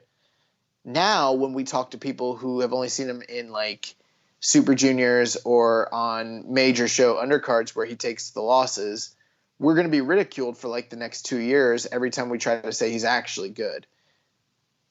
Yeah. This is Taichi all over again. Yeah. There seems to be a pattern of this that always happens with some guy. But unfortunately, Doki ends up taking the fall here. He gets trapped in the skull end, and he taps out to Sanada for the LIJ team to get the win. And then post-match, we get Shingo and Suzuki continuing to fight each other after the bell. Then Shingo jumps in the ring. Suzuki grabs Shingo's NEVER Openweight title and dares him to come get it. Suzuki backed down, but it's pretty clear that this is not going to be over, and that obviously Suzuki has his sights set on Shingo Takagi. Yeah, which is a match that has never happened for Shingo or for Minoru Suzuki, even given Minoru Suzuki's freelancer status. And it's a match that people have been clamoring for quite a while now. And, we've been hoping and waiting for it. And it looks like we are on the precipice of actually getting that match. And I can't wait. Sign me up, man. Absolutely. Yeah, that's going to be great. So then we move on to August 7th, second night of this run here in the Summer Struggle Tour. Kicked off with Yuji Nagata defeating Yuya Uemura, 8 minutes and 6 seconds. Then we had Tenkoji, Hiroshi Tenzan, Satoshi Kojima defeating Gabriel Kidd and Yota Tsuji. So one thing to note about this matchup, so there's been some backstage promos with Gabriel Kidd and Yota Tsuji, and in this match, it was Tsuji that took the fall, that fell to the strongest arm there. And Gabriel Kidd was, blaming Tsuji for the loss and talking about how his performances wouldn't fly in the LA dojo and how the LA dojo is better than New Japan dojo. And they kind of had a little back and forth there. So it looks like we're kind of rekindling that LA dojo, New Japan dojo rivalry. Yeah, and I got to tell you, I watched some of these backstage promos. I don't think Gabriel Kidd's quote-unquote a bad promo. Especially given the standards in New Japan, but bro, he takes way too long on the mic, and they don't edit it at all. They just let him keep going. He's got some long ass interviews on there saying a lot of nothing, but I did find the interviews between him and Tsuji pretty interesting. Tsuji actually made the claim that he is the leader of the Nogi dojo now. Yeah, which I didn't know that. So I guess it's him and Clark Connors are the two leaders of their respective dojos at this point. But yeah, they've kind of got a feud going between the two of them, and both of them blaming one another and talking about, which brand is superior. So it's kind of like Raw versus SmackDown, but in Japan. It's really good. Brand supremacy. Brand supremacy. So we move on to the next matchup here. And Fale's dojo is NXT.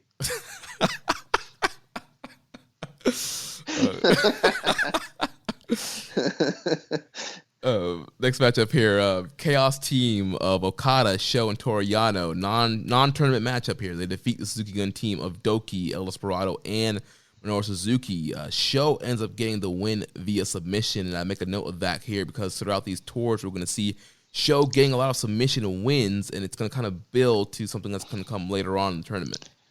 Yeah, that's the one notable thing I picked up on too is Sho is picking up multiple submission wins all throughout the past few shows, which is nice. We kind of wondered what's next for him. There doesn't really seem to be a junior division currently going necessarily. We're not getting a super junior, so the weight classes are kind of amalgamated at this point. So you kind of wonder with him not having a tag partner, not having a junior title to kind of go after, what's next for him. And I think we're getting the answer in the meantime, and it has a lot to do with these submission wins he's getting. Yeah. And that's something too. Remember in the New Japan Cup, I was like, he keeps doing all these arm bars and Kimuras. I want him to actually, get a submission win off of that. So I was actually very happy that he's finally starting to, actually get some wins off these holds. Well, the very interesting thing about a submission-based offense, you look at a guy like Zack Sabre Jr., and he's been able to overcome his size disadvantages and almost eradicate them to the point where people don't even think of him as a junior, when realistically, if you really look at him on paper, the guy's a junior. I mean, he has height, but look at his weight, look at his build. But that's all nullified because of how vicious his arsenal of submissions are. I think you can kind of do the same thing with a guy like Sho. We've talked about his disadvantages when it comes to size, but it's if you're going to be a junior who moves up, you need to have some sort of element that gives you the edge. And being a submission style artist, I don't care how big you are. If your ankle or knee or, wrist or collarbone or forearm are getting twisted or bent, it's going to break and that's going to hurt. You're going to tap out. Or if you're getting the wind, the blood choked out of your head, doesn't matter if you're 300, 400 pounds, you're going to go to sleep. So I think that's a good angle to take if you do hypothetically want to have him compete with heavyweights. Yeah, that's great. Great point there. So next matchup, we had Los Ingobernables de Japón, a team of Bushi, Sanada, Shingo, and Tetsuya Naito, defeating the Bullet Club team of Dick Togo, Evil, Gato, and Taiji Ishimori, 13 minutes and 26 seconds. So obviously, the story here, they're continuing to progress. The Evil versus Naito match is coming up at Jingu. I thought this match was all right. There was some clunky spots in this match, especially with Naito and Evil. So I don't know what the situation there is, and how that's going to bode well for their match coming up at Jingu. Bro, I didn't watch this stuff. Every time I started to watch it or turn it on, I was just like, I cannot stomach watching more 6-man stuff between Shingo or between Naito and Evil. I just can't do it. And I've heard people talk about how interesting, this feud is and how good this is, but the matches are not. They're just not. And it's not just my opinion. Go online, look at Grapple, look at Cage Match, look at all the reviews. Objectively speaking, the stuff's not very good. And I am kind of excited for a main event between the two of them, sort of, I guess. But I don't need to watch the same 6-man night after night after night. I get it, I know I get it. I get the shtick. I see what's happening. Yeah, I kind of mentioned last week, kind of over. Yeah, these Evil versus Naito, multiple matches, but also get why they're doing them. And yeah, we're on the road to Jingu, so we'll probably be seeing more of these over the next couple of weeks till we get to that show. So following that, we have our semi-main event, which was a tournament matchup here, the Never Openweight 6-man tournament, a first-round matchup. We have the Chaos team of Hiroki Goto, Tomohiro Ishii, and Yoshihashi defeating the Great Bash heel team of Togi Makabe, Tomioka Hanuma, and they were teaming up with the coach, Ryusuke Taguchi. Did you see this matchup? No. Was there any interesting talking points? Overall, it was fine matchup. The key here was Yoshihashi getting the win for his team. Oh, this was a tournament match. Yes. Oh. Because of the people you listed, I was thinking it was just a regular undercard, and I was like, no, of course I didn't watch it. It's an undercard match. I told you before. I did watch this match. I actually don't have any crazy thoughts here. I thought I was watching this with my girlfriend, and when the Great Bash heel team came out, she's like, "That's a lot of old dudes. They're losing." Yeah, it was fun. Obviously you had a lot of comedy with Taguchi, doing the Kokeshi headbutt with Hanma, and obviously Makabe, working his style, and it was a fine matchup. But yeah, I actually thought the match got good at the end. I've seen some of the ratings, and I thought the ratings were actually a little low.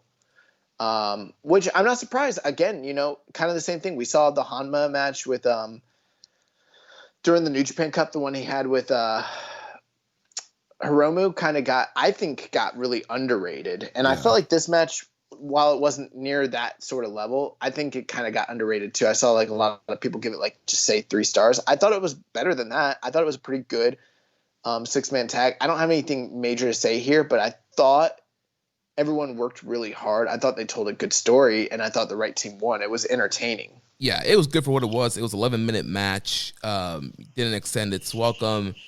Kept it relatively short. Everyone looked good for the most part. And so, yeah, nothing too much to complain about here. And then also the story, the big story in the tournament is Yoshihashi's on the quest to win his first ever titles in New Japan. So kind of a big deal that he got the win here for the team. And he was fighting really hard to advance in this tournament. Yeah.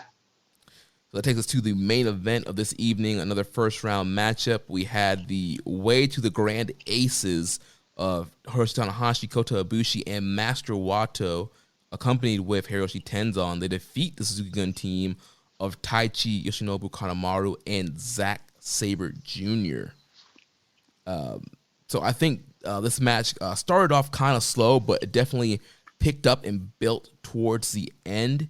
I loved some of the stuff between Wato and Kanemaru, and I think Dangerous Techers and Golden Aces have some good chemistry and there's a lot of good back and forth here.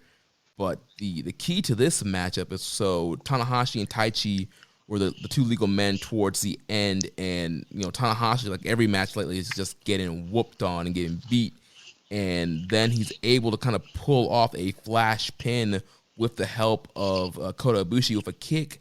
But Taichi was very close to the ropes, and it kind of looked like his arm or something was under the ropes, or he got to the ropes while Tanahashi got this flash pin. But ref didn't see it. Way to the Grand Aces get the win here, but Tanahashi is spent. It was a flash pin. He kind of fell to the floor after the win. And then afterwards, Sabre gets a heel hook on Tanahashi after the closing bell, and Taichi goes outside after Ibushi, after a high kick, and then Sabre and Taichi, they taunt Ibushi, and they're once again tempting him to turn on Ibushi, and it was really great. They did have the translations for this. They were, saying, look at him, he might have won, but look how he is. He's always in this position. He's failing you. And once again, they're trying to get Kota Ibushi to join Suzuki-gun. And Ibushi's like, no, I made my decision. I'm sticking with Tanahashi. And Ibushi actually picks up Tanahashi and helps Tanahashi to the back after this match. Yeah, so that was interesting. Just like one of the things that like Suzuki-gun were basically saying at this point, the Dangerous Techers, they're like, this guy won. Like, sure, he got the fluke 1, 2, 3, but he's laid out on the on the floor just like he is every single night. That doesn't look like winning to me. But basically Ibushi came back and said, like you mentioned, that he made his decision that he's going to support Tanahashi. They pointed out on the commentary that he was finally carrying a weary and forlorn Tanahashi to the back, and in times past he kind of just went off ahead of him, frustrated. In this case, he was supporting him. But my whole thing is, like, if I was Tanahashi, I'd be like, yo, it's way too late for that. You thought about busting my head last night when they were holding me, and you didn't. That was the time to be like, my decision has been made. I'm standing behind my boy. It took him a whole 24 hours before he decided to be like, nah, y'all crazy. I'm riding with Tanahashi. I'm riding with Ace. Man, you should have rode with the Ace the night before. What the fuck's wrong with you, bro? Well, Kota Ibushi has an interesting way of thinking and processing things. So, man, fuck that. We got heat, real heat. And there was a post-match promo with this where Tanahashi was still crying, and he was like, Ibushi, he's like, I'm just not what I used to be. Like, I'm not the god that I once was. You have to be the god, right? now. Now it's your turn to be the god, and he's crying. And Ibushi's like, don't cry. He's like, I'm not crying. It was like that movie Juice. He was like, you're the juice now. So yeah, nice little promo there, and Tanahashi and Ibushi getting back on the same page. For now. That we know of. Yes. So that takes us to Summer Struggle of August 8th, which opens up with the Bone Soldier Taiji Ishimori defeating Yuya Uemura. And we had a question here from EMJ Does PR, and he says, Ishimori has made a number of comments about Uemura needing to choose a side, and most recently suggesting the two are linked in some way, and he'd always offer him advice. These are some tasty breadcrumbs. Care to give us your thoughts on this? Nah. I mean, I would be lying if I told you that I knew something, but I don't really know anything, so I can't really say. Yeah, I'm not 100% sure what the relationship is or the backstory is with Ishimori and Uemura. Maybe they've crossed paths somewhere in the past before, or maybe it's something we've missing with Ishimori. Maybe he's been, scouting Uemura. Maybe he's trying to get him to join Bullet Club and be a Bullet Club young boy. Not 100% sure, and just maybe this is a storyline or something to do with Uemura, and potentially have him become a quote unquote Bullet Club young boy. Well, if you bring him into the Bullet Club, then it's less likely that you're gonna have to fight this man when he's at his full power, when he's reached his final form. So that wouldn't be too dumb of Ishimori, because if I was him, I wouldn't want to fight Uemura either. Yeah, so trying to recruit the young lion here and get him in the black and white before he becomes a threat. So yeah, that's the best guess I can get. I'm not sure what Ishimori's plans are here. So moving on to the next match with Ishimori's Bullet Club brothering Gato and Yujiro Takahashi. They defeat the team of Gabriel Kidd and Yota Tsuji. So once again, we talked about Kidd and Tsuji and their rivalry, and they've kind of been forced to team up on these tours. Key in this match, Gato as using a belt to whip Kidd and Tsuji and to tease Yujiro's stipulation for the KOPW match. Like we said earlier, his stipulation is a lumberjack match where all the lumberjacks will have belts and whip either him or Okada once they get thrown to the outside. So, there were spots here where Gato's using the belt on Tsuji and Kid when the ref's distracted, and then after the match, Gato was whipping on these guys pretty good with the belts. And we did have a question here from Kevin from DC. He says, is Yujiro Takahashi the luckiest guy alive, getting the push that he's getting due to COVID-19? He's got a fall guy in Gato, and he doesn't even need him that often. Is there a strange world where Shingo gets by Suzuki and Yujiro challenges him for the Never belt, and Josh Smith goes, it might not suck? I don't know. What do you think?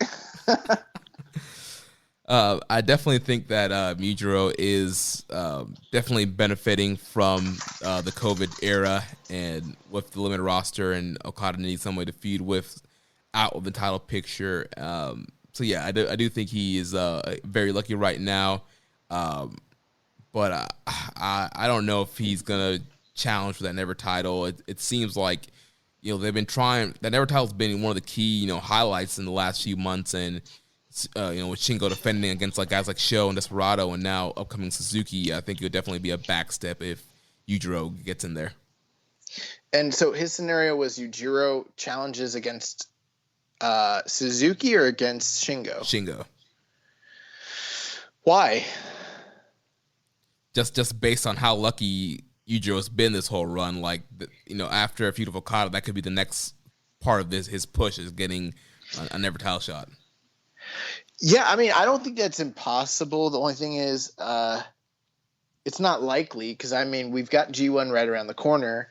That's going to kind of tie up all the title situations. And then we got a lot of great options for anyone other than Yujiro to potentially challenge for that title. Right. Coming out of the G1. So I think we can kind of avoid that. Yes, I hope to avoid that.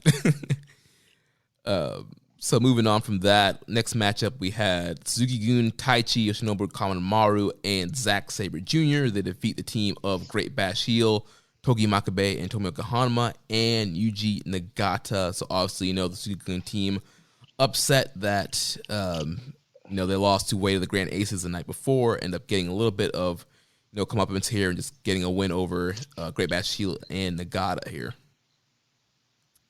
Then after this matchup, we get the announcement for G1 Climax 30. We get the schedule. They announce, the big dates and the matches, the final matches and stuff like that. Well, not matches, but the final nights and stuff like that. And throughout the tour. So G1 Climax 30 is starting September 19th, and it will roll to October 18th. The final 3 nights will be happening in Ryogoku Sumo Hall.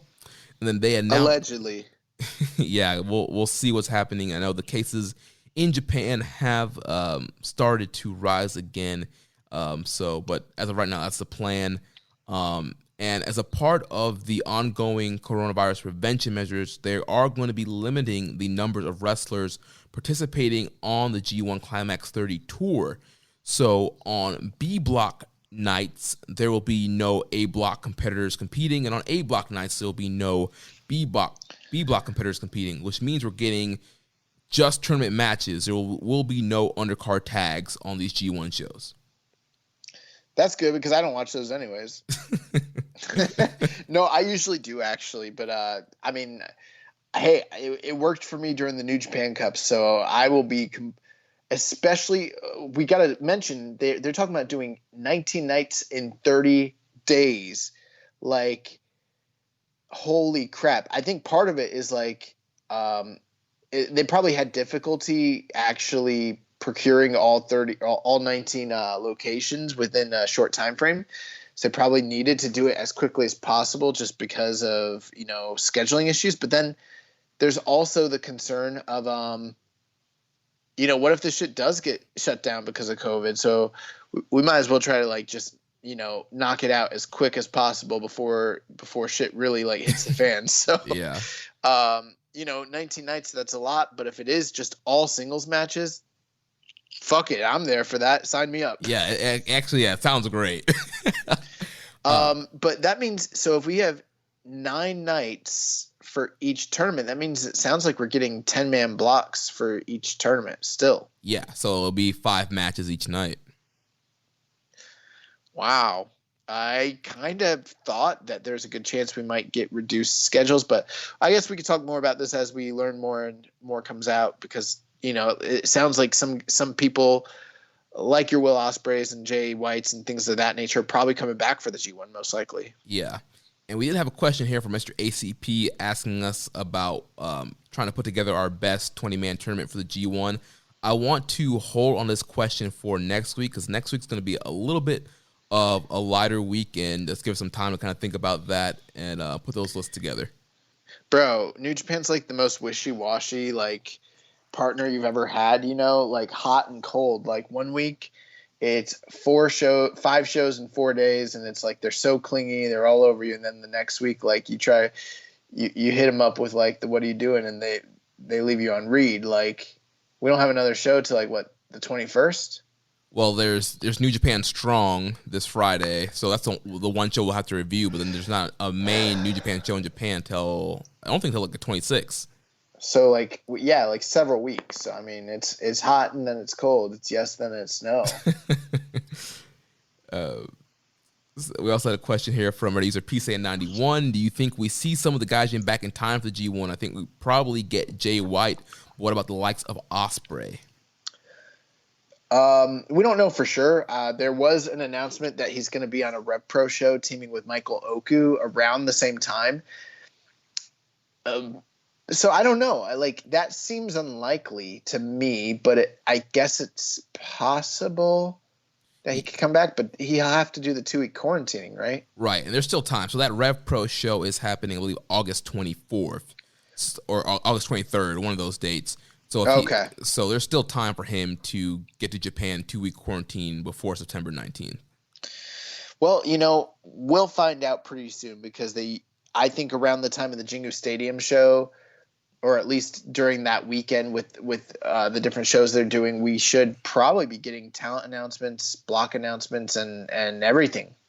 Right, and there was another tease from Jay White on Instagram, posting a picture at an airport floor, which looked very much like the Tampa International Airport floor, and with the date 8/29, which is the day of the Jingu show. So once again, teasing that he might be appearing in New Japan very soon. Naito screwed Naito. Yeah, that was a nice little meme that popped up in my time hop from last year's G1. But yeah, I do think there's a good chance. I think Jay White more likely than Will Ospreay, but like we said, just depending on how things work out the UK and if Ospreay can even get into Japan, I think there's time for him to quarantine. So I think it's possible that we're getting Ospreay as well. Bro, right now, to me, Jay White is like Y2J circa 2009. Save us, Jay White. Save us, Jay White-o. And then question here from our user Asayo Jimbo. He says, have there ever been a circumstance where a G1 winner finished with less points than his opponent in the G1 final? If not, do you think that's possible? Envisioning a scenario where a wrestler from A block maybe gets undefeated with 18 points while a wrestler from B block enters with the final with 14 points but then wins the final match. Because A block finalist still finishes the tournament with more points than the G1 winner, 18-16, will that automatically generate a rematch even though the B block finalist lost twice already? Well, that's not how it works.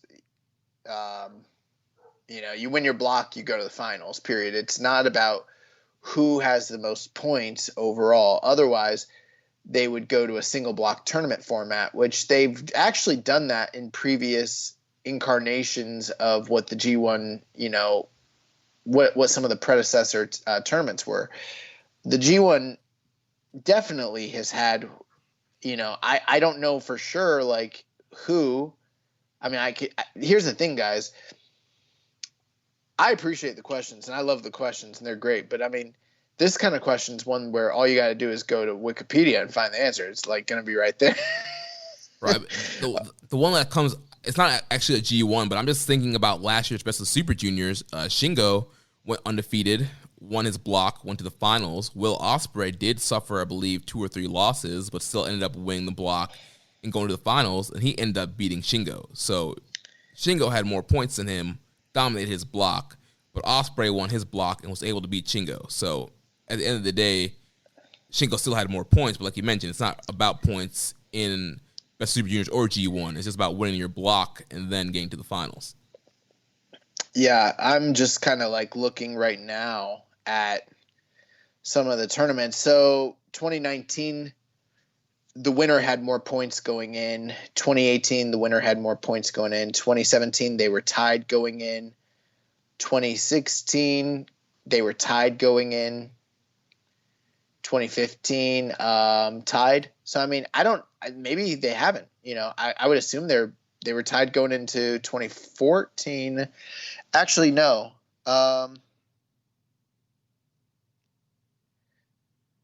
Yeah, the finals of the 2014 tournament. Who was in the finals of that tournament? Wasn't that Okada and Nakamura? Okada Nakamura was the final, wasn't it? Man, okay. 2013, the finals, Tanahashi against Naito. Naito went in with 10 points. Tanahashi went in with 11. I'm pretty sure Naito won that one. So, yeah, there's your answer. Yeah, he did. So he went in with less points. Yeah, so, and I'm sure that sort of thing has happened multiple times. So right, yeah, it's not as unlikely as you think it would be to happen. Also, consider the fact that in the past there used to be a playoff, so you'd have the top 2 of a block face off against the other top 2, and different incarnations of that, which kind of left. We've had G1s where the finals were fought between the top 2 seeds of A or B block against each other. It's weird like that. So yeah. Right, yeah, it's very similar to like we talked about on the Final Countdown series where we reviewed all the Best of Super Junior finals in that time period where they were doing that, and where you would have like the A2 and A1 end up in the finals, or you have the A2 and B2 in the finals instead of the top 2 guys in the block. So yeah, a lot of weird stuff like that's happened in the past with both of those tournaments. So moving back on to Summer Struggle here, we had Ryusuke Taguchi and Tenkoji defeat the team of Suzuki Gun, Doki, El Desperado, and Minoru Suzuki.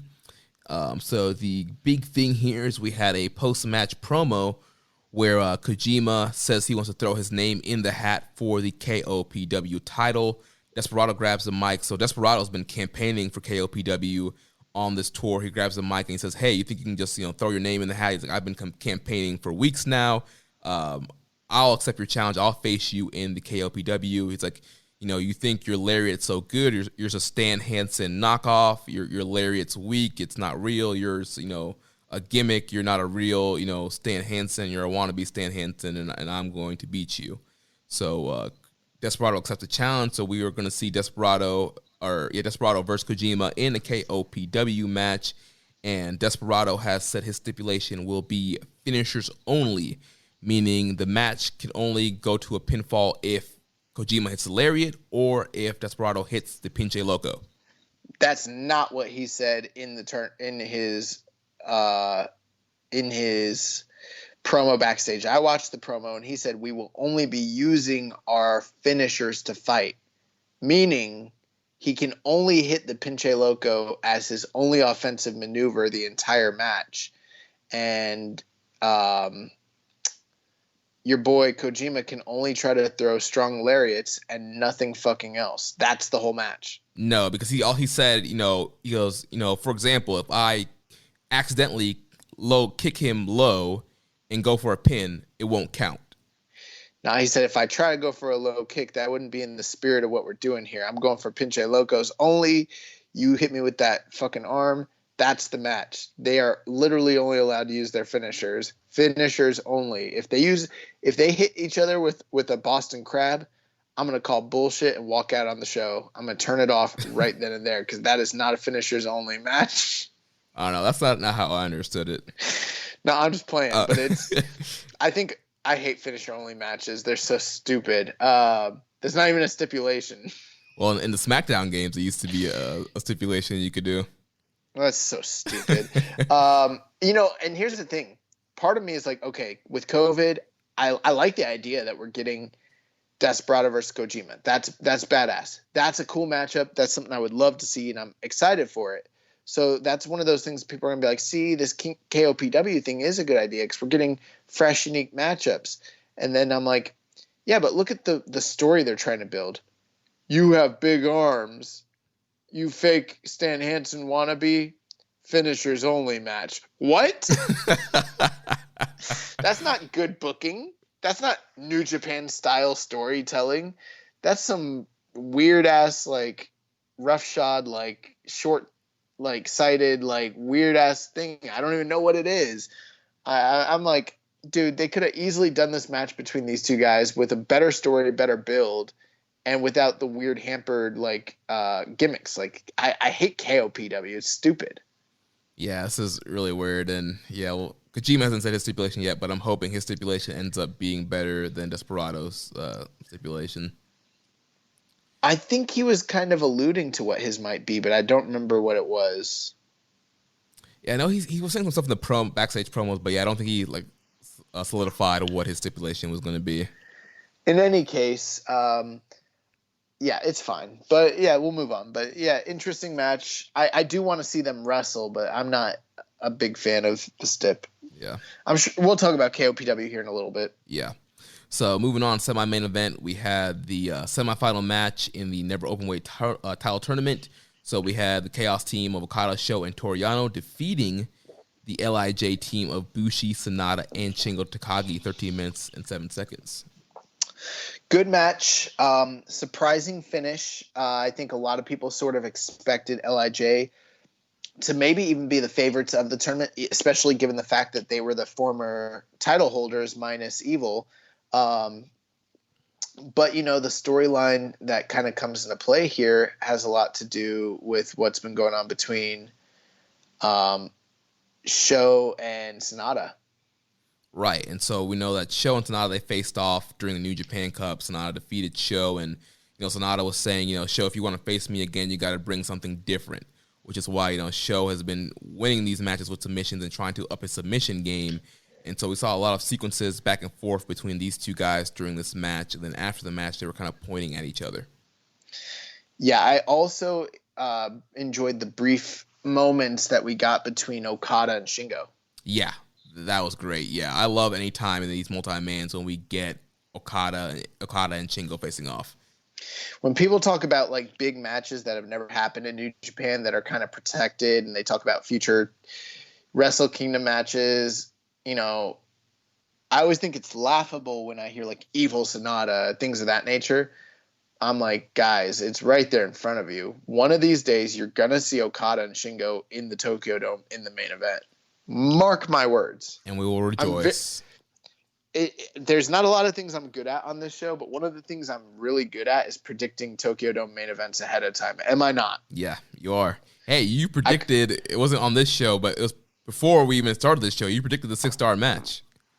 I did. I also predicted that we were going to get Kenny Omega and Tanahashi way before it ever happened. I predicted that we're going to get Naito and Okada both times. And you predicted that Okada was going to win that.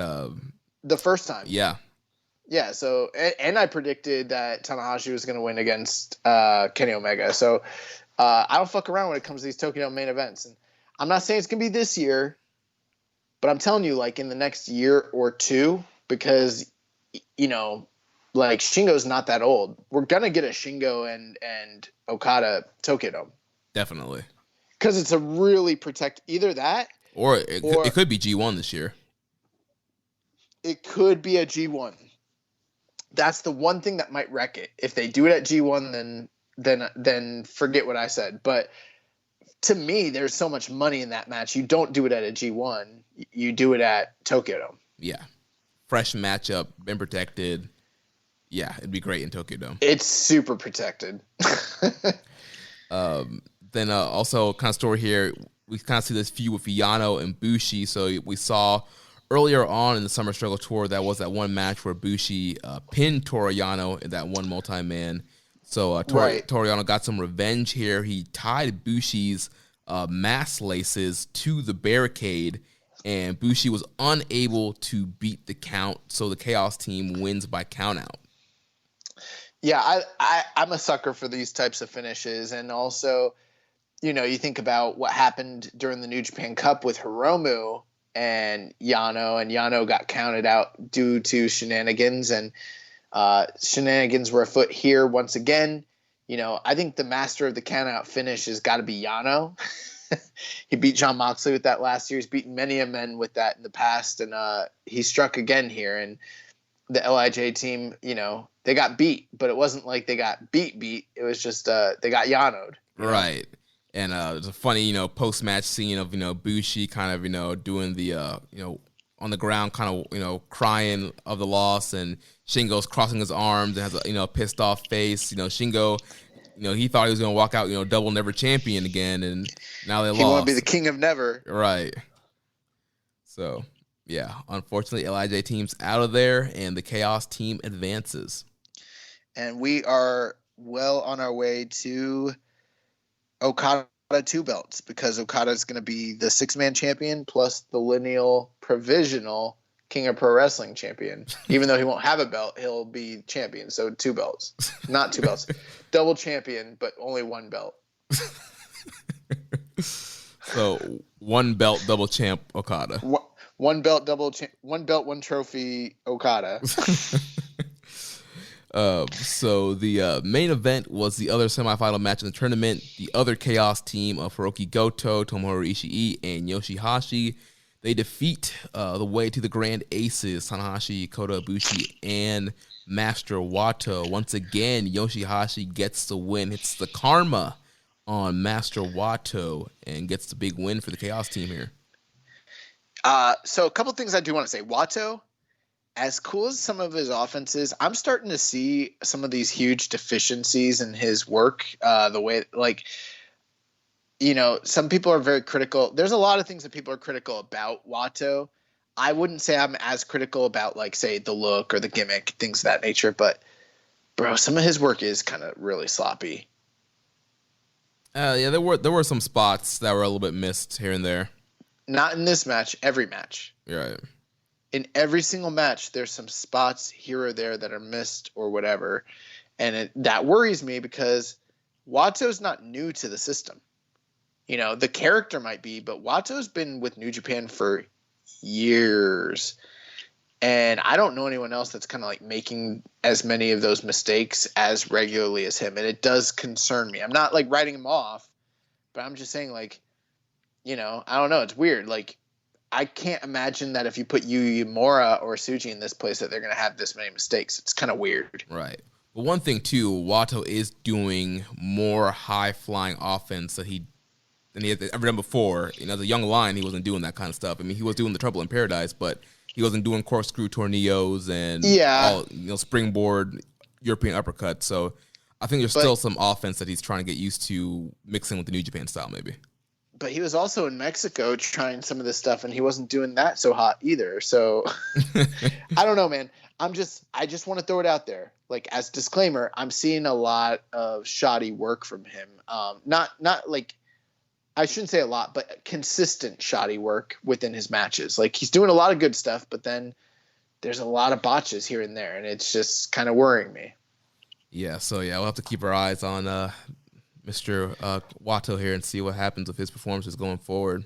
I also think it's interesting that he is sort of the pin eater for the group. I understand the seniority sort of thing, but it's we've seen him eat losses to guys like Kanemaru and now to Yoshihashi, and it's kind of just it's interesting. Yeah, well, I mean, he is a junior, and he's everybody else on the other team are heavyweights. That's a good point. I don't know. It's just My concern is that he was gone for like 2+ years and then came back and then is kind of like so low on the totem pole. I sort of expected him to come back with a little bit more splash. So I don't know. We'll see. Yeah, but I have concerns about his work and concerns about the booking as well. yeah. But overall, I thought it was a very fun main event, and I thought it was some good back and forth. I really actually enjoyed this. I think it's one of the top matches of the tournament. It's kind of good back and forth here. Yeah, I thought it was a good match. I like the story that they're telling with Yoshihashi, believe it or not. It's been one of the few things that's really kept me invested. And once this was over and it kind of dawned on me that we're getting an all chaos final, I was like pretty hyped for that. Yeah, and the ending sequence here, we saw Wato got stuck in a 3-on-1 situation. He got hit with the Ushigoroshi. He got hit with Ishii's sliding lariat.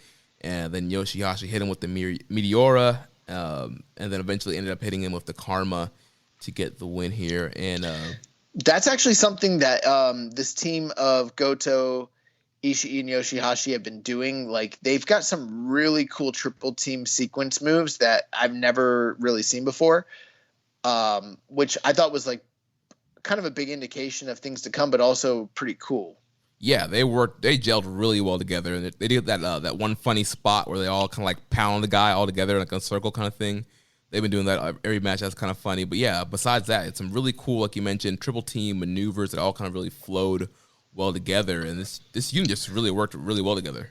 The one they do is Goto gets him up on his shoulder. Yoshihashi hits him with the super kick. It goes into Ushigoroshi.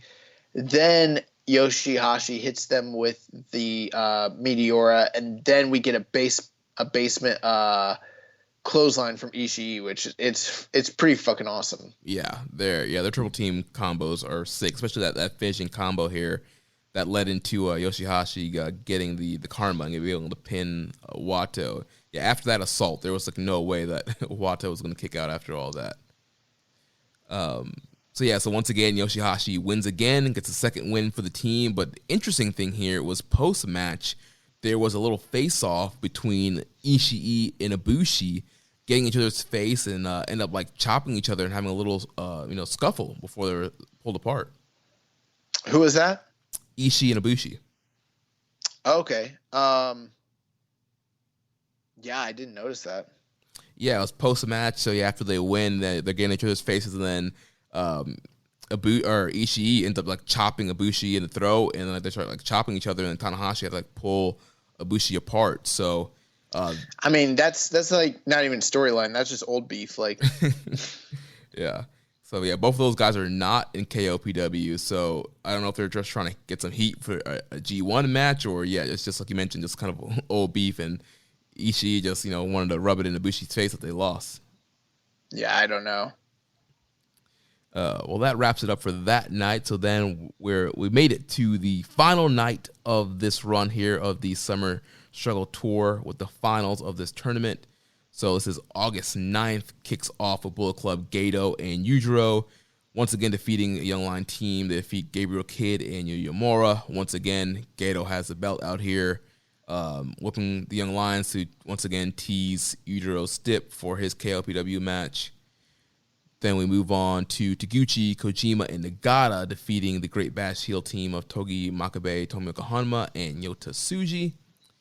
Then we have the LIJ team of Sanada and Shingo defeating the Suzuki Gun team of Doki and Minoru Suzuki. Note about this matchup here. This was I'm actually really loving Sanada and Shingo teaming together. They've had some tag team matches here and there since Evil split off, and I think they're a really solid tag team. But obviously the whole point of this match was to build the feud between Shingo and Suzuki.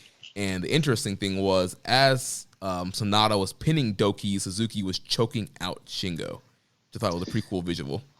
Yeah, and I've really enjoyed the post-match promos that Shingo's been cutting on Shingo. He's just probably like one of the best promos like in New Japan right now. Like almost every year consistently. Like, I know we don't really necessarily always understand what they're saying, but like when you go back and you rewatch what they're saying, like there's like nobody better than Suzuki in New Japan. It's crazy. Yeah.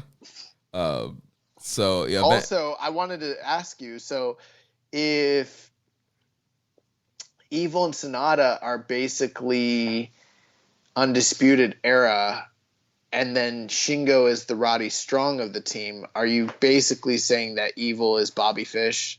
Yes.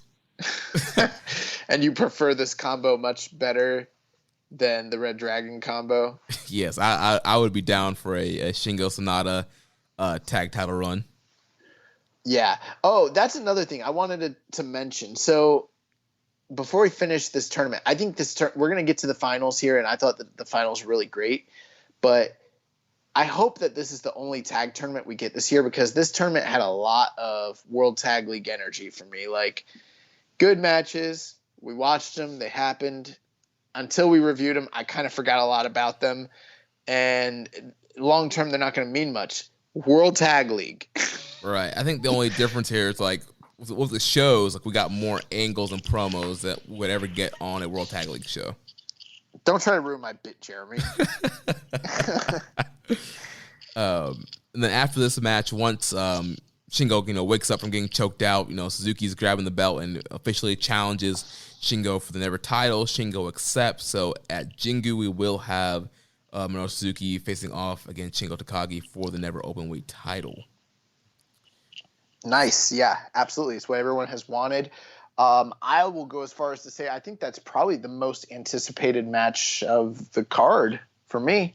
Yeah, and we'll run down the card here in a second. But, yeah, I think that's probably going to be the most anticipated match for me as well.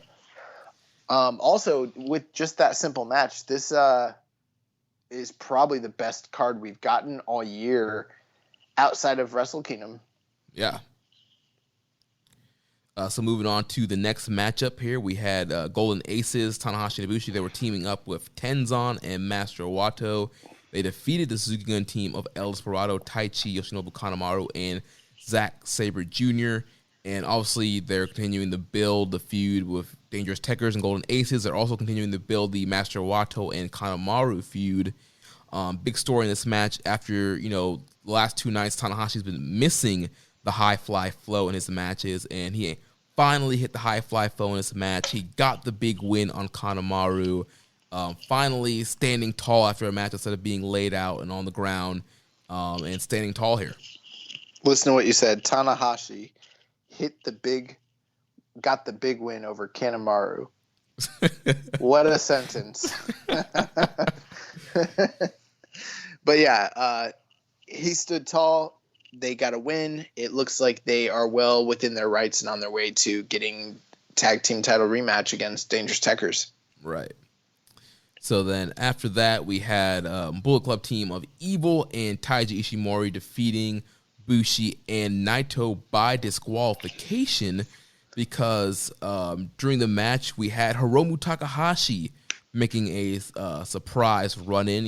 Hiromu's been off this tour due to a shoulder injury, but he runs in as Dick to Go and Evil and all them were cheating and doing their thing, and Hiromu came out to even the odds. And of course, the ref just happened to pay attention once Hiromu was in there and called for the disqualification, and the Bullet Club team gets the win. Yeah, I call someone's in the pocket of somebody in New Japan, because these refs let anything go. And then Hiromu shows up one time, and then they want to, disqualify a bitch. Like, what's going on? Who's getting paid off? Who's in whose pocket? Because this doesn't make sense. Yeah, is Marty Asami the Nick Patrick? Is he the evil Bullet Club ref? He's Danny Davis, bro. Freaking Hiromu comes back. He's got new gear, new pants, new jacket, new kicks, and he looked pretty good. This was probably the most entertaining thing that's happened on the entire tour when it comes to Evil and Naito, and I'm definitely looking forward to Ishimori and Hiromu. They obviously had that classic years ago at the Best Super Junior Finals, one of the greatest junior matches in the history of wrestling. And so I'm looking forward to that match, and I've got a strong feeling Ishimori is going to take the belt off of Hiromu here. So Yeah, that could be interesting. Yeah, we'll make our final predictions at a later point. But yeah, I mean, it's not out of the question for Ishimori to defeat Hiromu, especially since the last time they faced off, Hiromu got the win. Yeah, and New Japan is notorious for their 50-50 booking. Yeah. Question here from Kevin from DC. He says, it looks like Dick Togo white suit is here to stay. Do you still feel like it's going to get old seeing Togo come out wearing it on a regular basis? Nah, bro, his suit's raw. I don't care about his suit. The only thing I don't like is the thing he chokes people with. Other than that, I love Dick Togo. So yeah, he has a note here on the weapon. He says, by the way, the weapon that Togo uses to choke out opponents is referred to as I believe it's a garrote, and it was popularized by the Godfather as an efficient way of killing a person from behind, hence the use. Yeah, they killed Luca, what's his name? God, I forgot his name. I think that guy was a professional wrestler, actually. Was he? Did you ever see The Godfather? Yeah. Yeah. But it's been a while, though. Freaking A. What was his name? It doesn't matter. It'll come to me. Luca Brasi. Right, yeah, that was his name. Yeah, Luca Brasi was a professional wrestler. And he was also an enforcer for the Colombo family. So apparently he was actually in the mafia. He was a professional wrestler. He wrestled under the gimmick of the Zebra Kid. Not the Zebra Kid that wrestled Samoa Joe in the mid-2000s. This is a different Zebra Kid. But he was in the NWA. He wrestled Kansas City. It all corresponds and connects. All of it. So moving on to the main event here, the finals of the Never Openweight 6-man tag team title tournament. Chaos versus Chaos. Goto, Ishii, and Yoshihashi. They do it. They defeat Okada, Sho, and Toru Yano. We have new Never 6-man Openweight champions. Yoshihashi has won his first title. Scott Rand on Twitter asked us, did we ever think we would see this day come? Oh, man. So this was, I don't want to say it was a surprise, because I think while we were watching the tournament unfold, it kind of became very apparent that this was the way that they were going. I was surprisingly happy to see Yoshihashi finally win gold. I think part of it for me is that it's the Never title, like the Never 6-man, so it kind of doesn't really matter. But, at the same time, I mean, if you think about it, how many times have we really cared about the Never 6-man Openweight tag team titles? Like, these are pretty irrelevant belts in general. Like, I remember watching them at Wrestle Kingdom, when it was Yano and the Briscoes, and it was just like an afterthought. Like, and the titles were pretty new back then. And I was like, oh, I get it. They're joke titles. And so this tournament and the little story that they told here with Yoshihashi is kind of, it added a lot of stakes to this tour, a lot of storylines, a lot of fresh matchups. So it's been good. And then to kind of see Yoshihashi get this moment, it was a good little story arc, actually. So, I mean, I was happy. And then, you kind of consider who's in the match. And I mean, it sort of was like headed by Okada on the one side. And you think back to the history of Okada and Yoshihashi. And I mean, the first night that these two guys wrestled one another at post excursion, Wrestle Kingdom, 7, 6? I don't remember. They wrestled against one another. And, now we've kind of come full circle.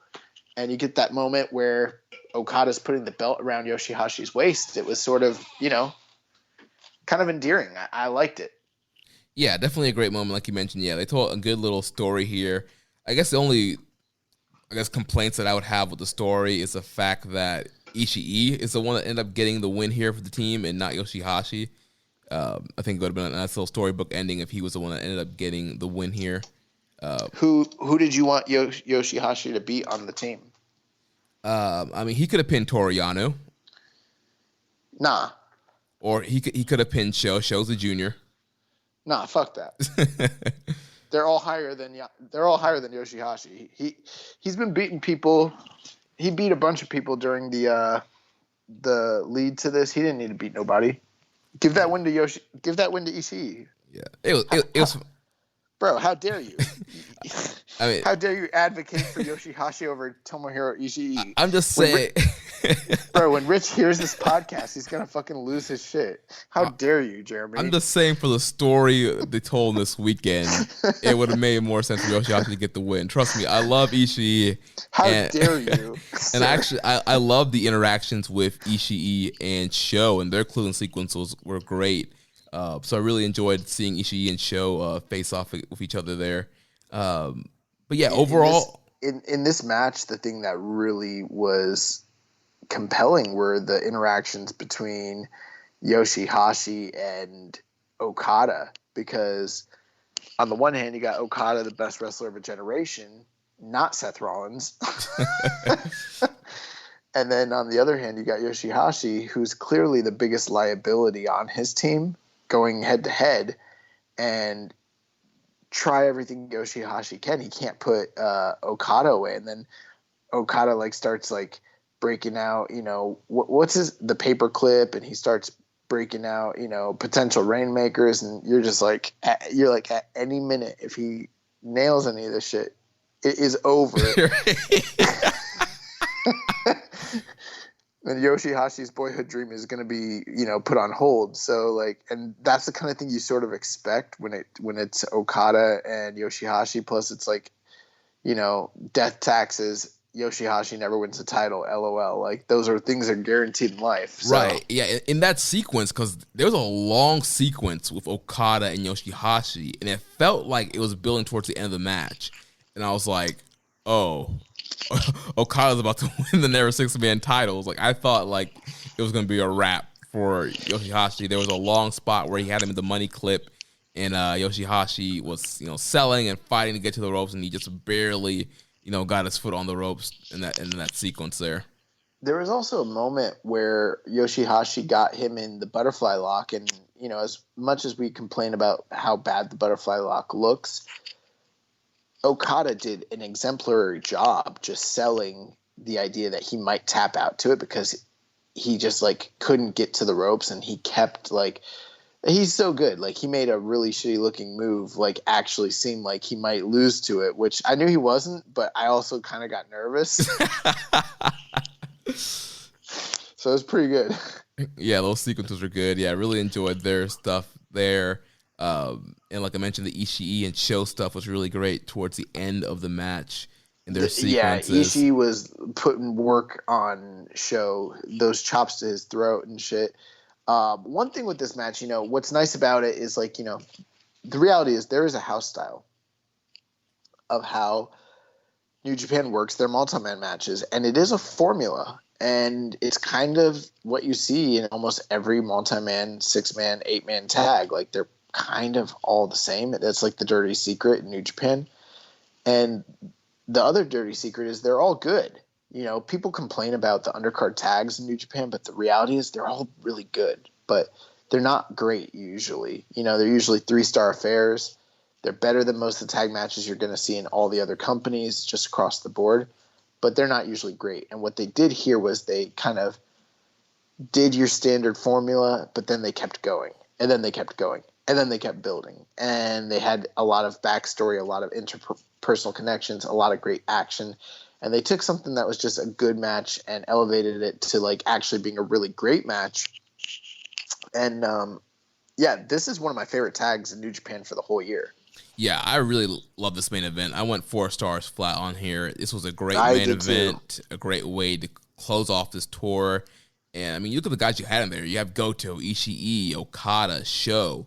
And I know we rag on Yoshihashi a lot, but his in-ring work is pretty good.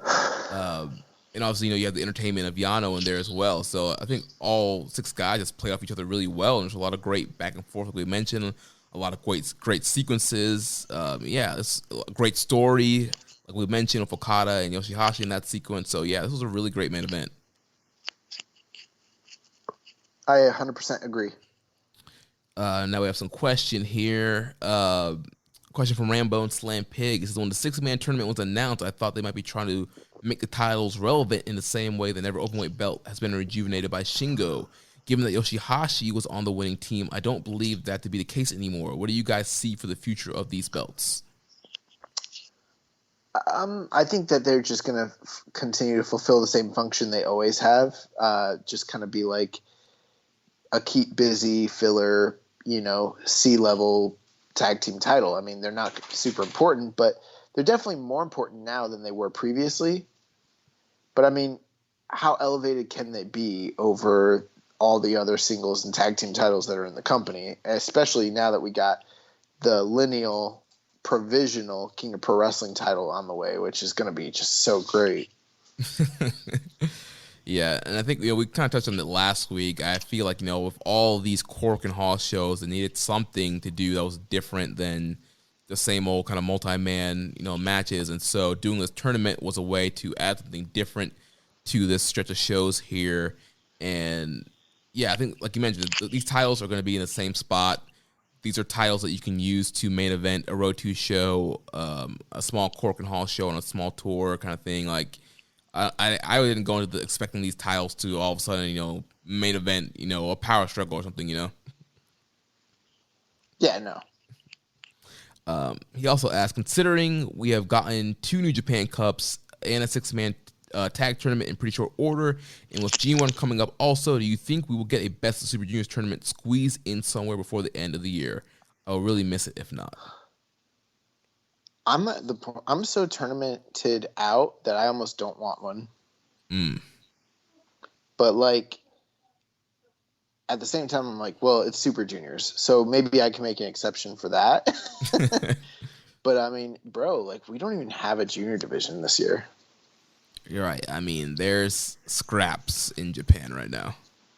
Like at the end of the year, we have our awards. We talk about best junior match of the year.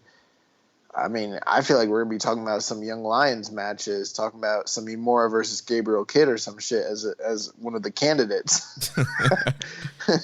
We're talking about TJP versus the DKC over in Lions Break Collision, because I don't know. I don't know what there's no Super Juniors. Right. I mean, at this point, it looks like there's a better chance of a Best of American Super Juniors of all the juniors that they're stacking up on New Japan Strong.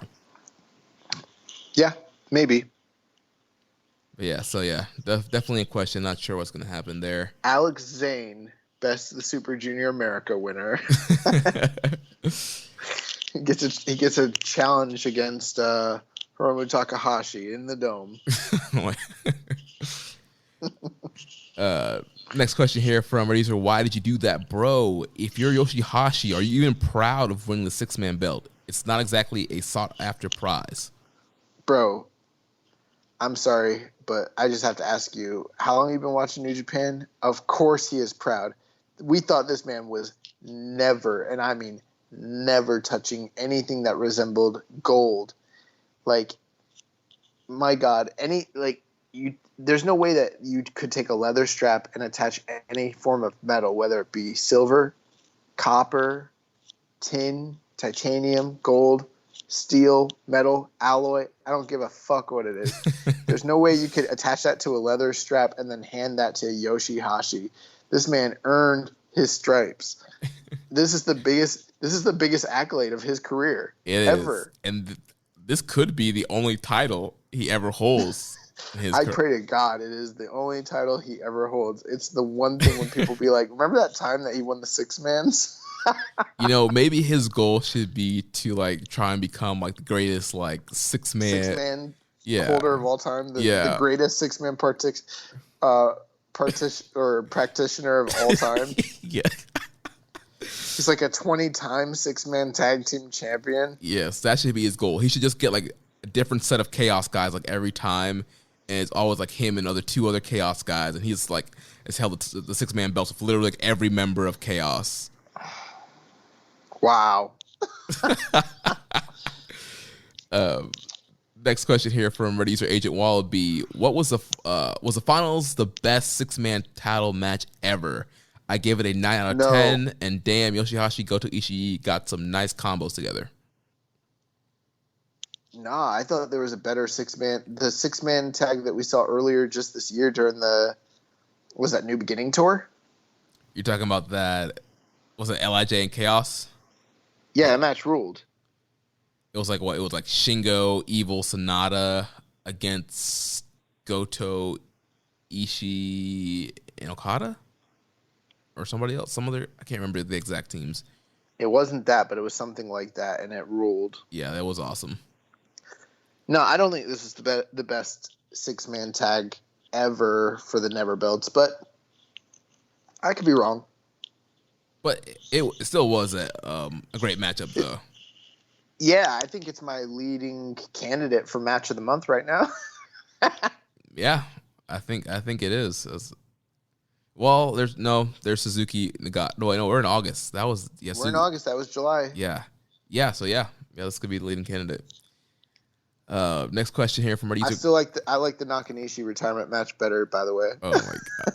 I went back and looked at my rating. I gave that match 4 stars also. So I got this. Yeah, they're about the same, but that match rules. You don't remember that match ruling? Yeah, it was fun, but no, it ruled ass like Warhorse.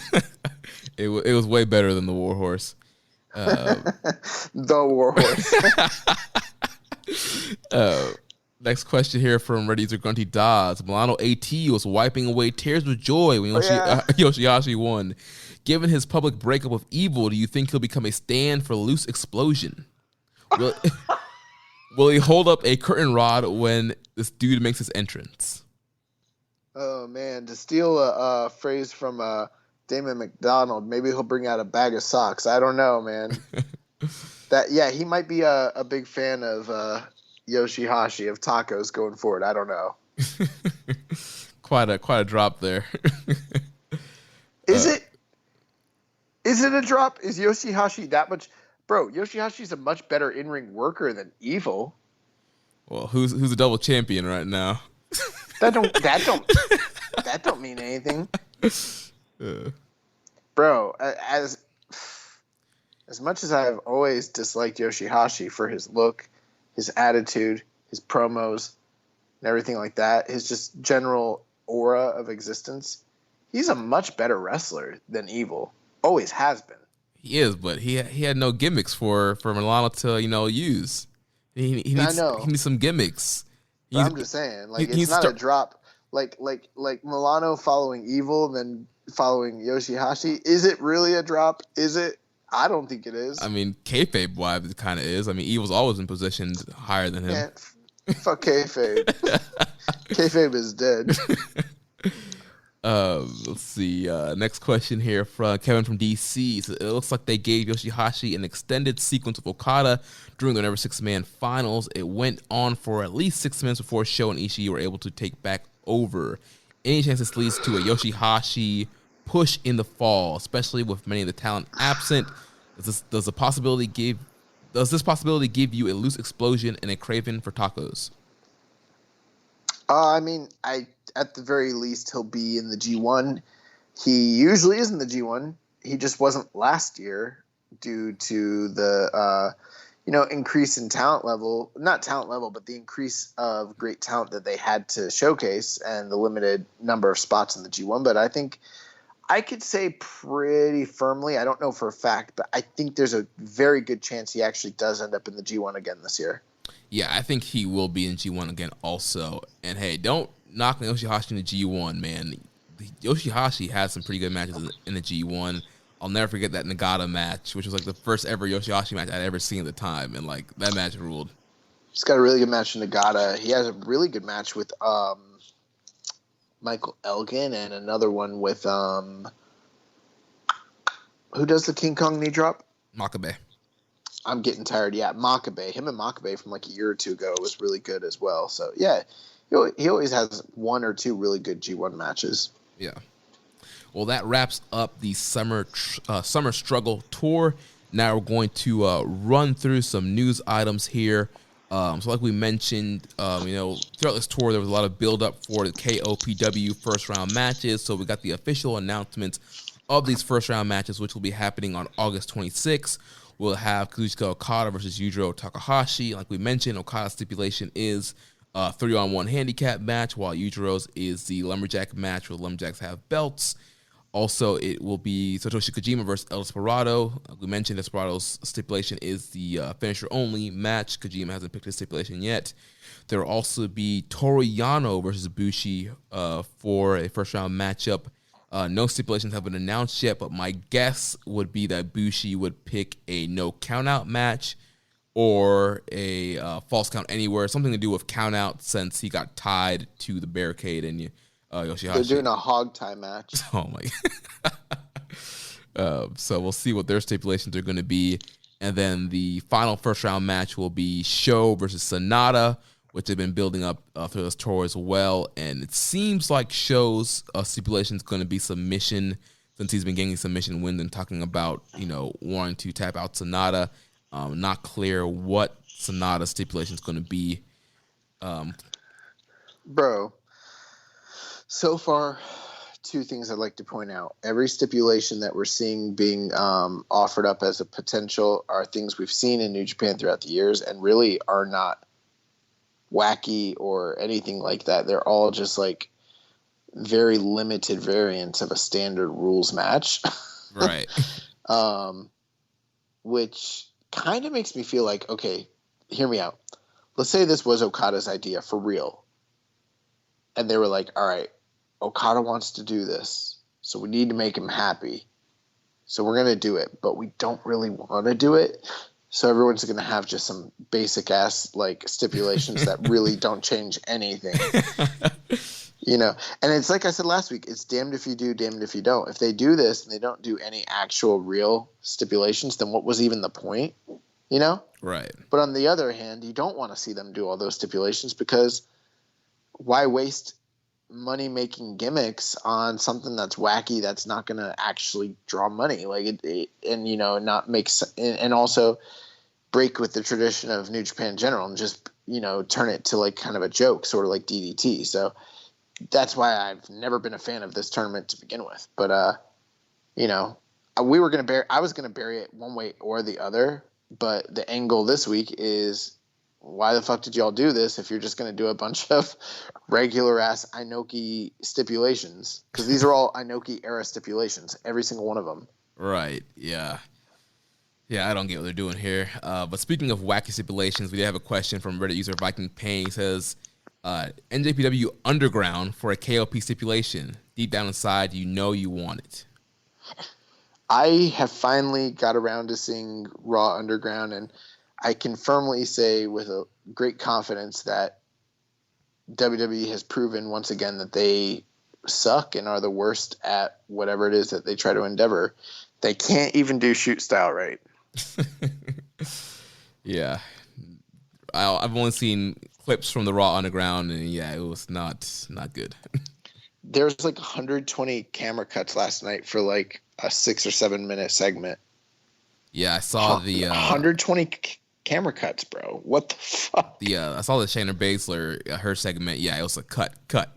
Oh yeah, those two girls are Florida indie chicks. One of them's from like Chase and Rance's school, and the other one's from like I forget whose school it is. One of the guys here in Tampa, the guy that trained Nova. I forget his name. Oh, POW. Frank Reyes. Yeah. Yeah, the POW school. Yeah, those two girls are both Florida chicks. We know them. Yeah, Raw Underground. Yeah. Dante Marquez was in Raw Underground last night. He got fucked up by Babatunde. Whatever his new name is. Yeah, bro. Yeah. It makes no sense. It's stupid. So moving on, we also got some more matches announced for the Summer Struggle in Jingu on August 29th. So we already knew that our main event was going to be Evil versus Naito for the double titles. We already knew about Hiromu defending against Taiji Ishimori for the junior title. It's made official. We are getting a tag title rematch. The Dangerous Tekkers are going to defend against Tanahashi and Kota Ibushi. And it's also been made official that Shingo will defend against Minoru Suzuki. We had a question here from Reddit user Hawaiian Punch BV. It says, Shingo Takagi recently expressed an interest in blowing someone up at Jingu Stadium. Do you think New Japan will put Suzuki in a current Blast death match? Would you rather have it just seen Shingo Takagi versus Minoru Suzuki in a regular match and New Japan bring in an outsider like Jun Kasai or Masashi Takeda for the death match? Either way, I just want to see a death match. Shingo again in his Onita gear and barbed wire baseball bat. He said, either way, I just want to see a death match. Or I want to see. He says, I want to see death match. My bad. He wants to see death match Shingo again. And he's on Onita gear and barbed wire baseball bat. Yeah, I don't think it's happening, to be honest with you. Like, I don't know, man. Usually, guys that are not deathmatch guys, when they have those types of matches, they don't wear their regular, like, you know, they're not going to wear their regular gear. Like, you know, keep in mind, like, Suzuki wears literally just trunks and boots and nothing else. No tape, no elbow pads, no knee pads, real shooter. And this man's not going in with just that much like flesh into fucking barbed wire or into explosions or into thumbtacks or whatever. Like, you know, it's just not happening. Like, you know, the founder of Pancrase Right.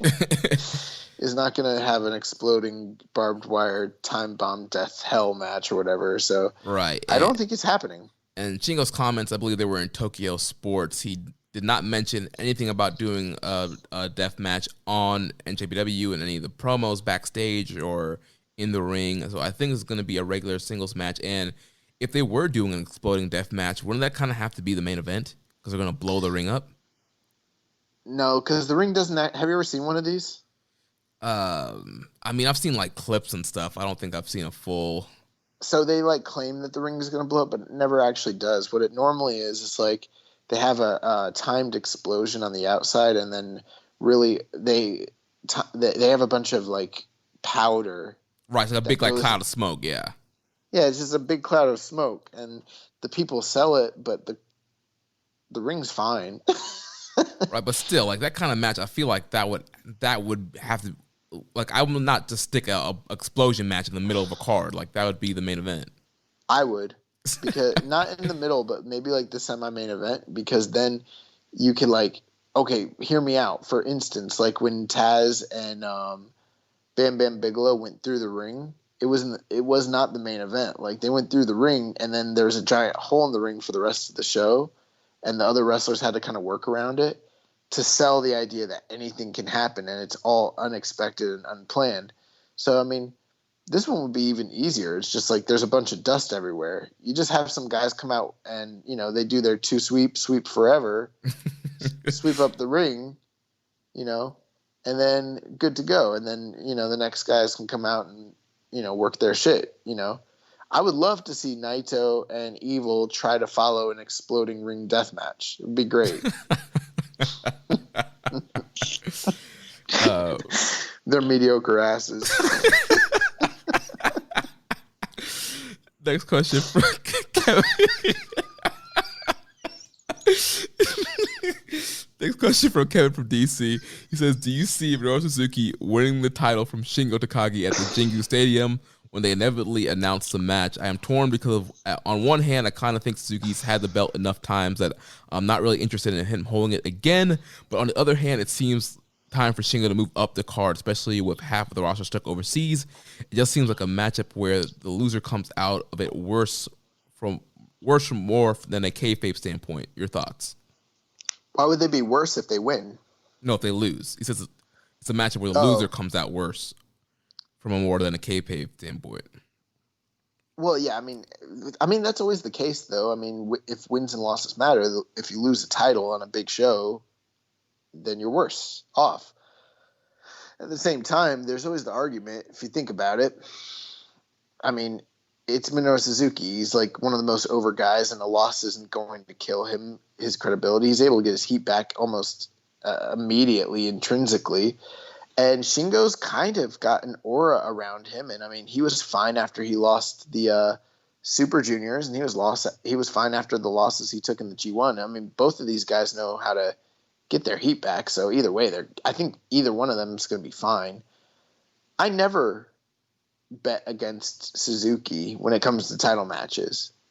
Yeah. Even when it's against Okada. even when it's against Jon Moxley, even when it's very likely that he's not going to win, just because it's Minoru Suzuki and he can fuck up anybody, and like he's kind of the smart bet usually. And especially with the Never title, like Kevin mentioned, Suzuki's held the title several times. He's been a king of Never, and so he could easily win this match and hold the Never title, so you can move Shingo up. And who knows, maybe not things happen. Maybe Shingo wins the G1, so maybe you want the Never title off of him, so he gets the briefcase. That's a possibility. There's also a possibility that maybe they want to build something long term between these two guys. So they have Suzuki beat him so that Shingo has something to kind of like aim for, and they do a long periodic program between the two of them, or vice versa. Maybe Shingo beats him, and now Suzuki wants revenge. Maybe this is just a one-off blow-off. I really don't know. There's a lot of things they could do, but you made a good point. It's the Never title. They bounce that title around quite a bit. It is sort of like the fourth belt in the company. So, I mean, Shingo's he's had one of the longest title reigns ever in that title's history. I know a lot of that's due to COVID, but it's true. So, I mean, they could easily lift the belt off of him and he'd be fine. He's had some good matches with it already. Yeah. So also announced, we have the Fatal 4-Way for the Provisional KOPW Championship match. So the lineal Provisional KOPW title. Yeah, so championship. The winners of those matches we announced earlier will face off in a 4-way, and the winner will be the Provisional Lineal KOPW Champion. Without a belt. And then also we will have Master Wato taking on Yoshinobu Kanemaru. Yeah, man. I mean, this card, you take a look at everything they built since Dominion. These are all the storylines. These are the major storylines. This is a huge blow-off just before we go into G1 season. And this is the most important card of the year outside of Wrestle Kingdom. I mean, this is kind of filling that Dominion void, that King of Pro Wrestling void that we normally have this time of year. And I'm a big sucker for outdoor stadium shows. I always have been. And I'm really looking forward to this show.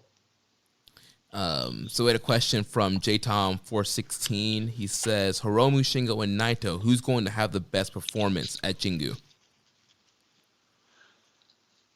I mean, it's sort of hard to, bet against Hiromu at this point, right? Right. It's also hard to bet against Shingo, too. Not for me. Hiromu's been out working Shingo in my book since he came back. Right, but I mean, Shingo still has incredible matches, and a Never title match with Shingo, I'm like, I think it's a toss-up for those two matches to be match of the night. It is, but I think the smart money is with Hiromu. Yeah, probably your safest bet. Yeah, I don't know. I have a hard time picking between those two. I'm going to say Shingo. I'm not having a hard time. Hiromu Takahashi, B. Then we have some news here about the Jingo Stadium show. This comes from The Observer. So it says, Dave says it looks like they're going to do 30% capacity for this show, which would be around 10,000 tickets, with about 2,000 of those tickets priced at $188. The other 8,000 priced at $103.50. So in theory, they could do that $1 million gate that they were hoping to do for the Madison Square Garden show, the Wrestle Dynasty show. I mean, if that's the case, that's pretty impressive. And I think you can get away with it because it's an outdoor show distanced. So, I mean, yeah, that's not a bad way to go. Further news here, Harold May did an interview in Weekly Toyo Kaizai publications and talking about how the pandemic affected New Japan in the business. He noted that 50% of New Japan revenue is live ticket sales, and that merchandise at the events is a large percentage as well. and he says that they're considering on building their own venue with a capacity of 3,000 attendants, which is bigger than Korakuen Hall. He says it's been the dream of New Japan. He says if they find that right location, they can build it within 18 months.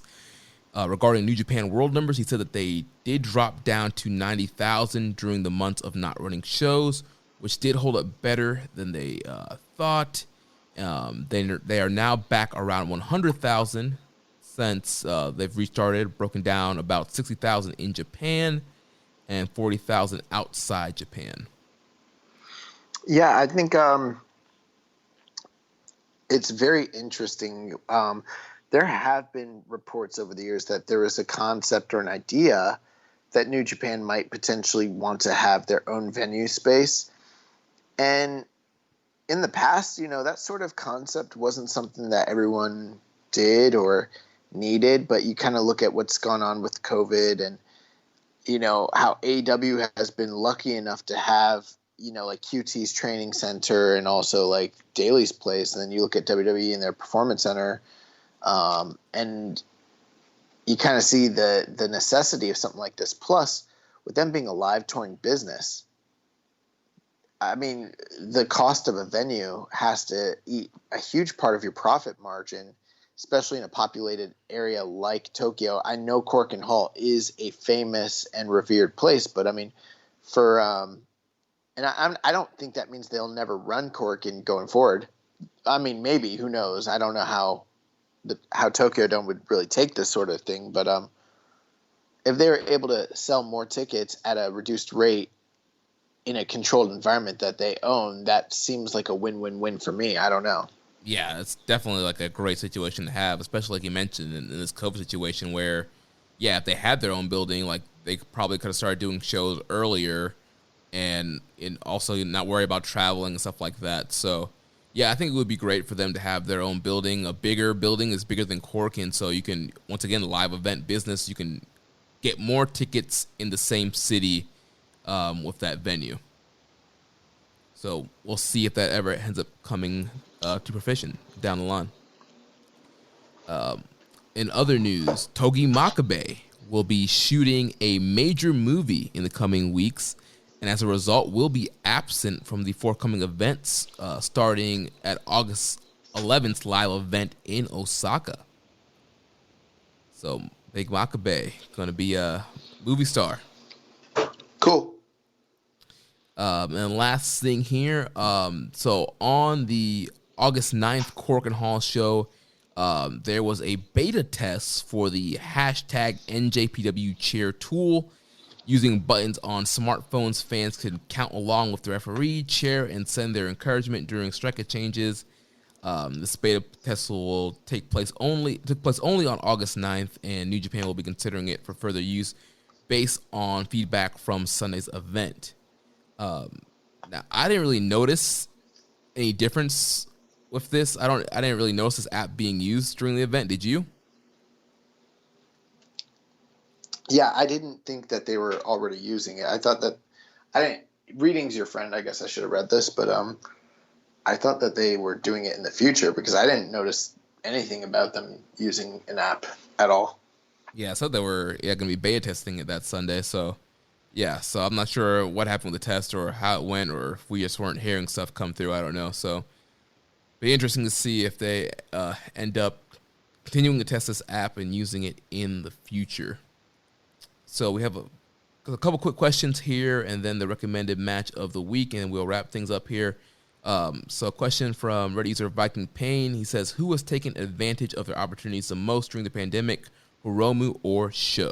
For me, I think I'm going to go with Hiromu. Sho's done great as well. Has stood out a lot in the New Japan Cup and his matches with Shingo, but I just feel like Hiromu has really just been elevated to a next level and has had really great matches with Ishii and a lot of, Hanma, a lot of the heavyweights in the New Japan Cup, and getting a double title match against Evil. I think he's been great in every opportunity he's had. I will actually say Sho personally. While I agree with you from an achievement standpoint, Hiromu probably is the correct answer, Mm-hmm. I think from a fan perspective, and granted, there's no way for us to really know the answer to this because this is, given the current climate, there's no way for us to gauge who's drawing or who's really getting reactions or what the fan perception is or anything like that. But because of the matches with Shingo and because of what the storylines that they're doing now with Sho, even if from a quote unquote accomplishment standpoint, it doesn't match up to what Hiromu has done, he has been elevated, I would say, to a level where he's being seen as being comparable to heavyweights, being seen as someone who can stand up on his own, who a year ago that would be unimaginable. And I think for a guy like Hiromu, the jump wasn't so high for him because he was already such a superstar, already such a draw, that like it was completely conceivable that this could happen for him. But for Sho, it's kind of an astronomical jump, and he's done it, stunningly. So yeah, I would actually argue Sho personally. I think he's taken the most advantage. Yeah, that's a great argument and a great point, especially also with, Yo being injured now and he's going to get more single opportunities in the future. Yeah, I definitely think, there's definitely an argument for Sho for being the one taking advantage of the opportunities over Hiromu. Like you mentioned, Hiromu would have probably gotten opportunities like this at some point in the future. Then he says, lastly, would you risk your life to go to see a Fozzy concert? If yes, why? If no, then how big of an idiot is Chris Jericho for holding an indoor concert with no mask and no social distancing in the middle of a pandemic? I didn't think it was indoor. I thought he was at Sturgis, which is an outdoor thing. Yeah, I thought it was an outdoor thing too. But I completely agree. I think it's extremely stupid. I mean, when you look at what was going on in Sturgis, I mean, my apologies to anybody that is a bike rider who maybe, loves Sturgis and was in attendance. But I mean, we're pretty clear on our feelings here. Like, we think that public safety is one of the first and foremost things. It's like you got a bunch of people. Doesn't matter if it's outdoors or not. You got thousands of people, close proximity, no protection, no distancing. And we were in a group chat recently just talking about this stuff with Fozzy playing at Sturgis. And, there are people that were making arguments about, like, say, hey, he's a grown man. He can do whatever he wants to do. Those people can all do whatever they want to do. And I don't really agree with that. But they were like, at the end of the day, he's going to go to work, get tested. And if he's, cleared, then send his ass into work. And I was like, well, no, because we do happen to know that the sooner that it is that you become exposed to COVID and contract it, the harder it is for you to actually test positive for it. So, I mean, there's always the chance that you could actually have it and get false negatives, right? Because there hasn't been a long enough incubation period, but you could still be infectious. So, I mean, you could be carrying it and spread it. That is one of the risks of professional wrestling. And you want to mitigate those risks, and attending something like this is not a smart idea. In fact, it's irresponsible. But the bigger risk, let's say Chris Jericho didn't contract anything, he is completely complicit, and someone who is actually complicit in what will undoubtedly result in God knows how many people actually getting this thing. And we just saw what happened with Kamala. Kamala died from COVID. The numbers are astronomical in the U.S. and people want to wonder why they are. It's because of this kind of shit. Like, it really is. And I know people are tired of it. I know people want to move on with their lives and all that. But, like, dude, the reality is, I hate to be on a soapbox, but if we would have just handled it the way that literally, not just one or some, but all the other countries in Europe and in Asia, the way that they all handled it, then we'd be done already. But instead, we're like the laughing stock of the world, literally. And it's just going to keep getting worse because people keep doing shit like this. Right, yeah. Couldn't say it any better. Yeah, I would not risk my life to go to a Fozzy concert. And I actually do like a lot of Fozzy songs, but yeah, this is completely stupid, and yeah, there should have been better care taken here. I mean, it shouldn't have happened. Right. But I'm just saying, like, if it was at least, required something, social distance, have some kind of protocols. But yeah, I don't think it should have happened either. I don't think for this type of event, there's any way you can really have those type of protocols. Like, I think concerts in particular, and I'm a musician myself and I love music, but I mean, how can you have a concert unless like you're on a big screen and it's, like concerts just seem like one of those things you can't really do right now. Right. Next set of questions here from Howard Schilling. He says, is it possible that some guys might become a little overexposed with a limited roster? If so, who? Is it possible that people are becoming exposed? Is it possible that some guys might become a little overexposed with a limited roster? I would say no, because we're not getting a lot of singles matches. We're getting mostly tag matches. I think if anything, the company's reliance on tag matches, for better or for worse, is getting overexposed. But there is no individual talent that's getting overexposed. The only guy that's getting overexposed in the company right now is Evil. But that's a totally different thing altogether. But I would say he's getting exposed for sure. Yeah, I agree. Yeah, the tag formula has definitely helped New Japan, keep singles matches fresh. So while we are getting a lot of multi-mans and a lot of the same multi-mans on some tours, I think overall, the singles matches won't get overexposed and those will still be fresh. He also asked, limited selection to those who have actually worked shows since New Japan came back. In y'all's mind, who has benefited the most and who has benefited the least from the return? I don't understand the question. He's saying, so since New Japan's come back, out of everybody that's been wrestling on the shows, who's benefited the most and who's benefited the least? So, the person who's benefited the most is Evil, and the person who's benefited the least is me, because I had to watch Evil. Yeah, from a kayfabe standpoint, you could say Evil. We just talked about Sho and Hiromu in the other question.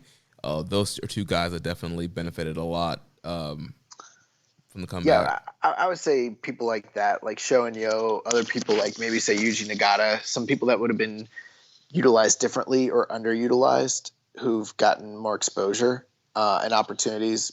They've kind of benefited. I don't know that there's anyone who hasn't benefited.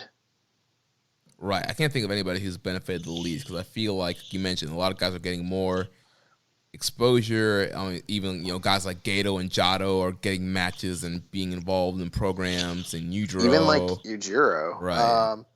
I think the guys who are not benefiting are the guys who can't be there, like your Will Ospreays and Jay Whites, things like that. Right.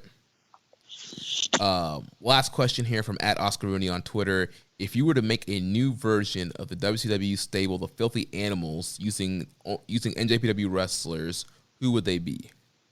God, who was in the Filthy Animals, bro? Wasn't that was like Mysterio and Conan and Kidman? I feel like there's a lot more people than just them. Maybe it was. Those are the only three that I remember. You remember Conan, Kidman, and Mysterio, and that's it? Yeah, maybe there were more. Those are the ones that are coming. I'm gonna go take a look. So according to Wikipedia, Conan, Rey Mysterio Jr., Billy Kidman, Juventud Guerrera, Eddie Guerrero, Disco Inferno, Tigress, and Tori Wilson are the Filthy Animals. Yeah, I don't remember the rest of that stable at all. And honestly, yeah. I was not really watching WCW at the end of '99 in past that, so I really didn't really see much of Filthy Animals. So, yeah, I mean, I think you'd be pretty much right in that Conan, Mysterio, and Kidman were like the main people for the majority of it. Although Kidman left for a while and was sort of replaced by Guerrera, and then kind of came back. Like, I don't know. I never really liked the Filthy Animals, to be honest with you. Yeah, I mean, again, I wasn't really watching WCW, and like, honestly, I really don't know. Like, I saw some of their matches, but yeah, I really don't know like what they're really about. I liked when Mysterio and Kidman were a tag team in like '99 or something, and that was really good. But like, I don't know, Filthy Animals were like, I guess they were cool for the time, but like they were just in such a shitty part of WCW. Okay, so we're supposed to make new Filthy Animals. Yeah. All right, so they kind of feel like they're just LIJ already. That's what I was gonna say. I was like, yeah, it kind of sounds like LI, like almost like a Monopolist.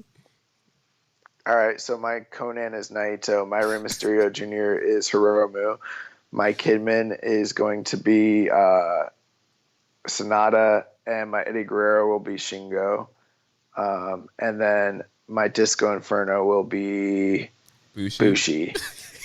And I'm done. And then we'll steal for Tori Wilson and Tigress, we will take Miho Abe and Peter. Yeah. Filthy Animals. There you go. Los Ingobernables de Filthy Animals. Last thing here, recommended match of the week. So last week, your recommendation to us was the IWGP Heavyweight Title Cage Death Match with Takayama versus Chono from Osaka Dream Night 2003, the Konami Cage match. I watched this match this weekend, and the first time I've seen this match, and it was quite the visual. Crowd was hyped for this matchup. They popped huge for Chono. They popped huge for like the lowering of the cage. Throughout the match was kind of pretty slow. There's a lot of brawling, a lot of knee lift. They teased a lot of cage spots before they would even actually do one. The crowd, would pop huge anytime they would even get close to the cage.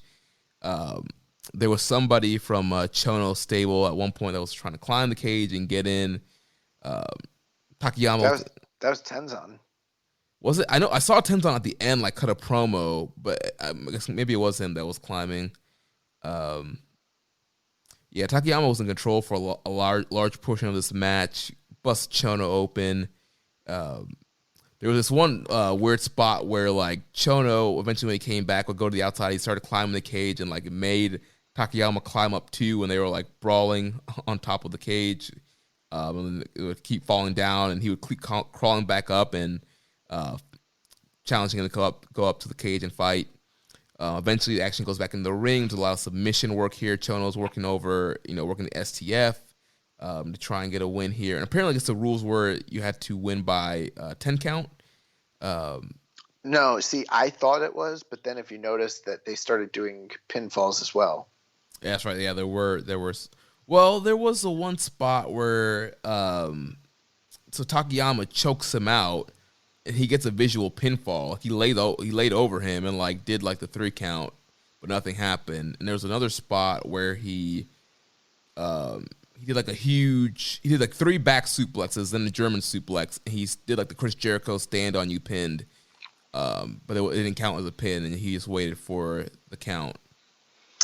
Yeah, I think that's because standing on someone's chest doesn't count as a pinfall, but there were pinfall attempts. Gotcha. If I recall correctly, I could be wrong. Part of the story here, though, is that these two had faced previously on one of the big shows, and it had ended in a double KO. And so that was kind of the reason why I think they were both going for the knockout here. Gotcha. Yeah, that makes a ton of sense.